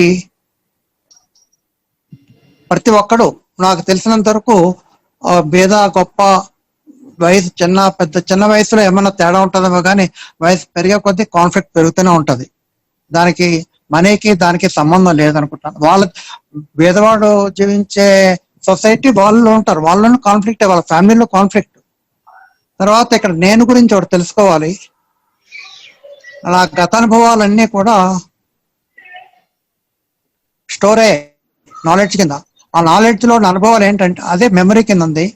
అది నా ఒక్క జీవితమే కాదు, వేల కొద్ది సంవత్సరాల నుంచి ఉంది. ఆ గతంలో ఉన్నవన్నీ కూడా విషాదాన్ని, సఫరింగ్ వచ్చేవే. అంటే అవే స్టోరీ. అవేంటంటే అందరికి తెలిసినవే. యాంగరు, హర్ట్, భయము, కోపము, తర్వాతము లవ్, హేట్రెడ్, నువ్వు నేను, కంపారిజను, కాన్ఫ్లిక్టింగ్ ఆర్ కాంట్రడిక్షన్, ఇవన్నీ కూడా బేస్ చేసుకుని ఈ వికారాలన్నీ ఉన్నాయండి. మన దైనందిక జీవితంలో ఇవన్నిటితోటే నేను ఉన్నాను. ఈ నేను అనేది ఇవన్నీ సమకూరుస్తేనే వచ్చే ఎంటిటీనే నేను. మన మైండ్ నుండా ఇవే ఉన్నాయి, మన గతంలో ఉన్నవన్నీ కూడా ఉన్నాయి. నేను ఎప్పుడు బయటపడతానంటే ఎవరైనా నన్ను తిడితే నాకు భయం, కోపం వస్తుంది, హర్ట్ అవుతాను. అప్పుడే నా ఉనికి నాకు తెలుస్తుంది. అది ఓన్లీ రిలేషన్షిప్ లోనే బయటపడుతుంది. నా ఉనికి నాకు బయటపడినప్పుడు నేను దాన్ని ఎలా ఫేస్ చేయాలంటే ఆలోచనతో మళ్ళీ దాన్ని సాల్వ్ చేయడానికి ట్రై చేస్తాను. ఎవరో నన్ను తిట్టారు, నేను హర్ట్ అయ్యాను. హర్ట్ అయింది ఎక్కడి నుంచి వచ్చింది? గతం నుంచే వచ్చింది. గత అనుభవాల్లోంచే ఇప్పుడు ఎవడో తిట్టిన మూలన అది బయటకు వచ్చింది, దాని చైతన్యం వచ్చింది. ఆ చైతన్యంతో హర్ట్ అనే ఫీలింగ్ వచ్చింది, లేకపోతే కోపం అనే ఫీలింగ్ వచ్చింది. అది ఒక సెన్సేషన్. దాన్ని ఎలా ఫేస్ చేయాలో తెలియట్లేదు నాకు. కానీ నేను మళ్ళీ నేను ఇంకొక ఎంటిటీ కింద మారి కంట్రోల్ చేయడానికి ట్రై చేస్తాను, లేకపోతే జస్టిఫై చేయడానికి ట్రై చేస్తాను. అప్పుడు ఏమవుతుంది? అది కోపపడకూడదు, ట్రెడిషన్ చెప్పింది లేదా శాస్త్రాలు చెప్పాయి అని చెప్పి దాన్ని జోకొట్టడానికి ట్రై చేస్తాను, లేకపోతే ఎస్కేప్ అయిపోతాను, లేకపోతే డ్రగ్ వేసుకుంటాను. సో ఆ కోపాన్ని భరించలేక, ఆ బాధను భరించలేక, ఆ సారోని భరించలేక, ఆ జలసీ అనేది చాలా భయంకరమైనది, దాన్ని కూడా నేను భరించలేక దాన్ని ఎలా ఫేస్ చేయాలో తెలియక, అది ఆలోచనతో వచ్చింది, గతానుభవంతో వచ్చింది. మళ్ళీ గతానుభవంలో నుంచి వచ్చిన అబ్జర్వర్ తోటి దాన్ని సాల్వ్ చేయడానికి ట్రై చేస్తున్నా. ఉన్నదేమో కోపం, కానీ ట్రెడిషన్ ఏం చెప్పింది? కోపం పడకూడదు అంటుంది, అంటే ఫ్యూచర్లోకి తీసుకెళ్ళిపోయింది. బట్ ఉన్న కోపం, దాన్ని ఏం చేస్తారంటే కోప పడకూడదు అనే దానిలోకి వెళ్ళిపోయాం. సో వాట్ ఈజ్ అనేది వాట్ షుడ్ బిలోకి వెళ్ళిపోయాం. అది కాంట్రడిక్షన్ వచ్చింది. ఆ కాంట్రడిక్షన్ లో కాన్ఫ్లిక్ట్ మొదలైంది. మనకు వచ్చిన కాన్ఫ్లిక్ట్ ఆరిజిన్ అదొకటే. ఆ కాన్ఫ్లిక్ట్ ఎందువల్ల వచ్చిందంటే నాకు వచ్చిన వాట్ ఈజ్ అనేది గత ఒక ఎంటిటీ గతంలోంచి బయటకు వచ్చింది. నన్ను ఎవడో తిడితే నాకు కోపం వచ్చింది అనేది ఎంటిటీ బయటకు వచ్చింది, అదొక సెన్సేషన్. దాన్ని ఎలా ట్యాకిల్ చేయాలో, ఎలా ఛాలెంజ్ని ఎలా ఫేస్ చేయాలనేది కూడా గతం నుంచి వచ్చింది. అది అబ్జర్వర్ కింద నేనే దాన్ని ట్రై చేశాను. సో నేను రెండు కింద డివైడ్ అయ్యి నన్ను నేనే జోకొట్టి నా ఉనికి గురించి అది సాల్వ్ అవుతే నా ఉనికే పోద్దనే భయంతో నేను దాన్ని పోస్ట్పోన్ చేస్తున్నా, దాన్ని చూడనీయకుండా చేస్తున్నా. So ether in action other than thought అనేది కృష్ణమూర్తి గారు మొత్తం మనం ఈ 4 రోజుల నుంచి మాట్లాడిన వాటిలో వచ్చినదే. అదేంటంటే ఆలోచన లేని ఇన్స్ట్రుమెంట్ ఏదైనా ఉందా? Can we live without instrument that is not thought అనేది ఏదైనా ఉందా అని తెలుసుకుంటే, అక్కడ నేను పరాగ్గా ఉన్నాను, ఎవరో నాకు చెప్తారు ఫోన్లో, మీ అబ్బాయి ఫెయిల్ అయ్యాడు, మా అబ్బాయి పాస్ అయ్యాడు, నాకు జలసీ వచ్చింది, దాన్ని ఎలా ఫేస్ చేయాలో నాకు తెలియట్లా. అదే నేను ఒక అటెంటివ్గా జాగ్రత్తగా విన్నానంటే అటెన్షన్ అనేది చాలా అద్భుతమైన వర్డ్ కృష్ణమూర్తి గారు వాడారు. ఆ అద్భుతమైన వర్డ్లో అటెన్షన్ అనే దాంట్లో ఎరుకు ఉంటుంది. ఆ ఎరుకులో ప్రతి సున్నితమైన తేడా, ప్రతి సున్నితమైన సెన్సేషన్ ఏది వచ్చినా సరే దానిని ఎరుకులో పెట్టుకుంటుంది. ఆ అటెన్షన్ లో గతం రాదు, ఎందుకంటే అటెన్షన్ నిండా ఎనర్జీ ఉంది. ఎందుకంటే అటెన్షన్ లో brain it self is a sensory organ. మనకున్న పంచేంద్రియాలు అవి కాకుండా ఇవి బ్రెయిన్ లేకపోతే పంచేంద్రియాలు ఏవి పనిచేయవు. అందువల్ల brain is the sensory organ, centre of all senses. అది ఎప్పుడైతే యాక్టివేట్ అయిందో దాంట్లో ఆలోచన అనే లిమిటెడ్ థింగ్ ఉండదు. ఎప్పుడైతే ఆ లిమిటెడ్ థింగ్ ఉండదో బ్రెయిన్ చాలా యాక్టివ్గా ఉంటుంది, దాని పని అది చేసుకుంటుంది. దాని పని ఏంటంటే చూడటం, వినటం, అలా పంచేంద్రియాలన్నీ యాక్టివేట్ అవుతాయి. ఆ పంచేంద్రియాలు యాక్టివేట్ అయినప్పుడు దాని నుండి ఎనర్జీ వస్తుంది. థాట్ అనేది లిమిటెడ్ ఎనర్జీ, దానితో ఎప్పుడు కూడా ఘర్షణే ఉంటుంది. సో ఆ ఎనర్జీ డిసిపేట్ అవుతుంటుంది. కానీ ఇక్కడ గతం లేని స్థితిలోకి వచ్చేస్తాం, ఎందుకంటే సెన్సెస్ ఆర్ ఓన్లీ యాక్టివ్. అక్కడ ఎనర్జీ ఫుల్ ఎనర్జీలో ఉంటుంది. ఆ ఎనర్జీలోకి గతము రాదు. ఉన్నది ఎవరో తిట్టినందుకు నేను స్పందించాను, నా స్పందనతో గతం నుండే వచ్చింది కోపం అనేది. ఆ ఫీలింగ్ అదొక సెన్సేషన్. దానికి పేరు పెట్టకుండా అటెన్షన్లో నేను గమనిస్తుంటే ఏమవుద్ది, గతం లేని మూలాన్ని దాని ఉనికి గురించి అది ట్రై చేస్తుంది, ఎక్కడైనా గతం వస్తుందేమో అని. అది బ్యూటిఫుల్ వర్డ్ వాడతారు కృష్ణమూర్తి గారు. It is like a flower, full blown flower, పూర్తిగా వికసిస్తుంది. ఎంత వికసించినా మొత్తం హోలిస్టిక్ గా మనం చూసేసరికి మెదడు మొత్తం మైండ్ నిండా అది నిండిపోద్ది. ఎక్కడ గతం లేదు కాబట్టి అది వెదరింగ్, అది ఎండిపోయి రాలిపోతాయి రెక్కలన్నీ. అలాగా ఆ వాట్ ఈజ్ అనేది వెదర్ అయిపోద్ది. అంటే అది ఇట్ ఇస్ నాట్ ట్రూత్. ఆ కోపం అనేది we have seen the truth of what is. What is అనేది a secret thing, because it is telling about our selves. నా గురించి నేను తెలుసు, నాలో ఎంత కోపం ఉంది, నాలో ఎంత భయం ఉంది, నాలో ఎంత అసూయ ఉంది.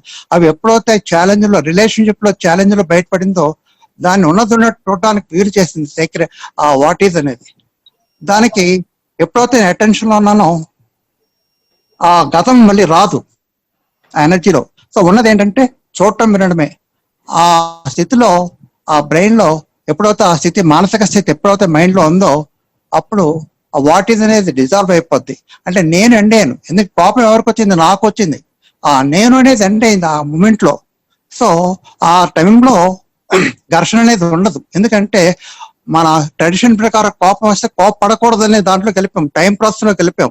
ఆ టైం ప్రాసెస్ ఎప్పుడైతే ఎండ్ అయిందో అటెన్షన్ లో కొత్తగా అబ్జర్వర్ రాలేదు, అది కూడా గతం నుండి వచ్చింది. ఎప్పుడైతే నేను అనే డివిజన్ ఎండ్ అయిందో ఉన్నది సెన్సేషన్ ఒక్కటే. సెన్సేషన్ ఎప్పుడు కూడా థాట్ యాడ్ అవ్వకపోతే it cannot become a experience. ఆ స్థితిలో ఏమవుద్ది, అది డిజాల్వ్ అయిపోద్ది. అప్పుడు మనకి కాన్ఫ్లిక్ట్ నుండి విముక్తి వస్తుంది. ఎందుకంటే వాట్ ఈజ్ నుంచి వాట్ షుడ్ బి వెళ్లకుండా ఉండే స్థితిని మనం వచ్చాం కాబట్టి.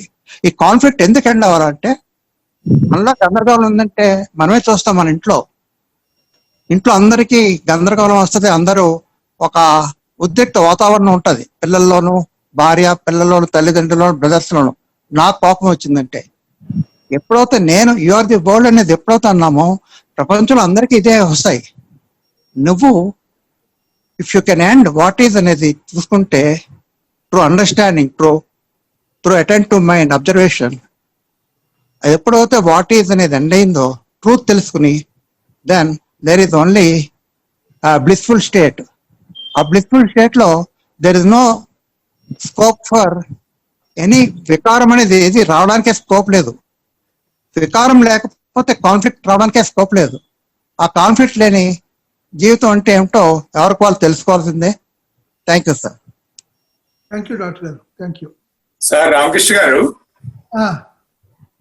ఇందాక ప్రభంజన్ గారు క్వశ్చన్ అడిగారు. I think we didn't attend for that. ఏది ఇంకేమైనా చెప్పారు కదా? ఇంకేమైనా టైం ఉందా మరి? No problem. ప్రభంజన్, మీరు క్వశ్చన్ అడిగారు కదా? అవును సార్, కాకపోతే 8:30 అయిపోయింది.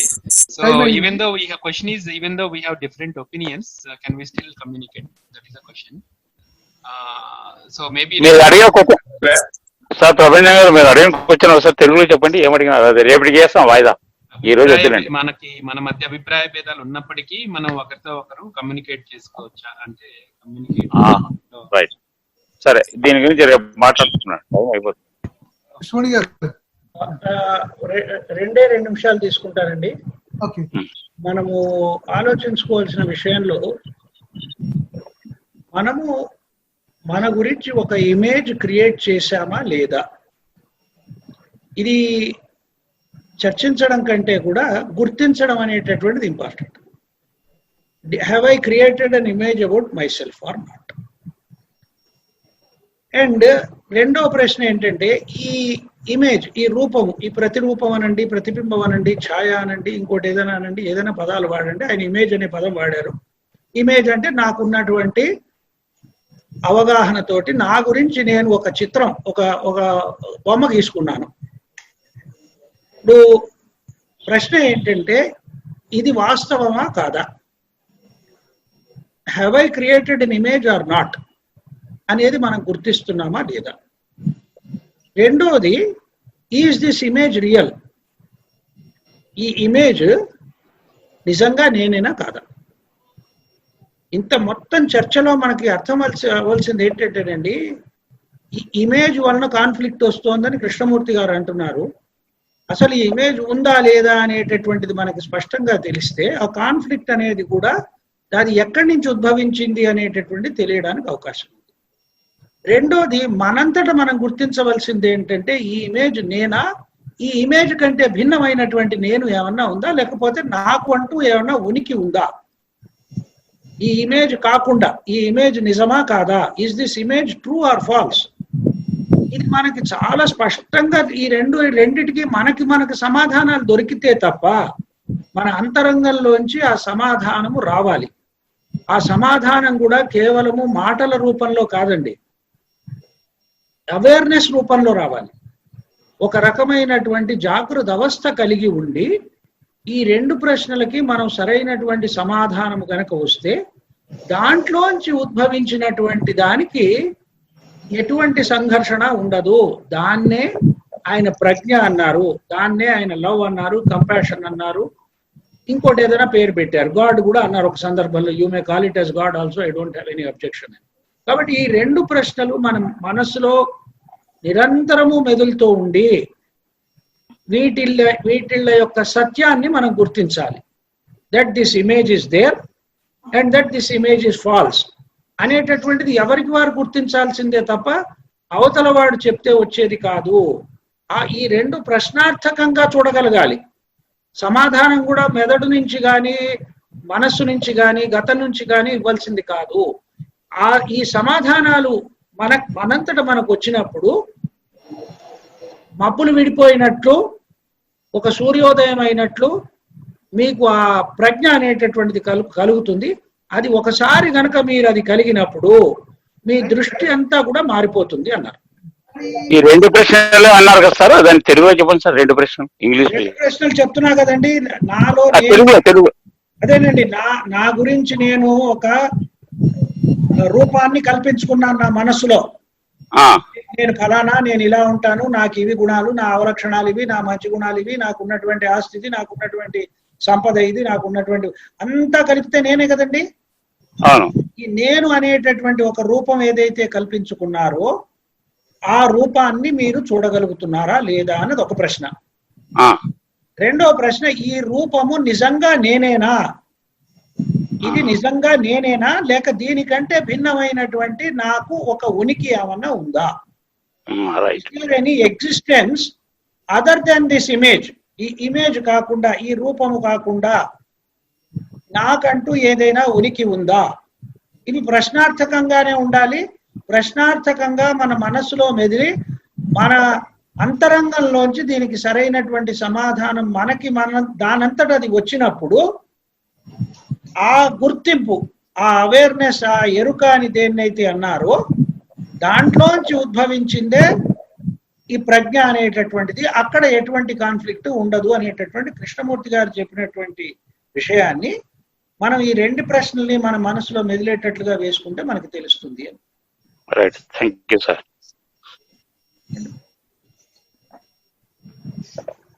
మరి రేపటి విషయానికి ఏమన్నా వద్దామండి? రేపటి టాపిక్ అండి, ఇది meaning of life or purpose of life. అది last and first and last freedom book లో ఒక చాప్టర్ అండి, meaning of the life or purpose of life. రేపు టాపిక్ మిగిలిన వాళ్ళందరూ కూడా మాట్లాడుతున్నాండి, వాళ్ళు అందరూ ఏదైనా చేస్తే మనం అది చాలా బాగుంది సార్ టాపిక్, నైస్. ఇప్పుడు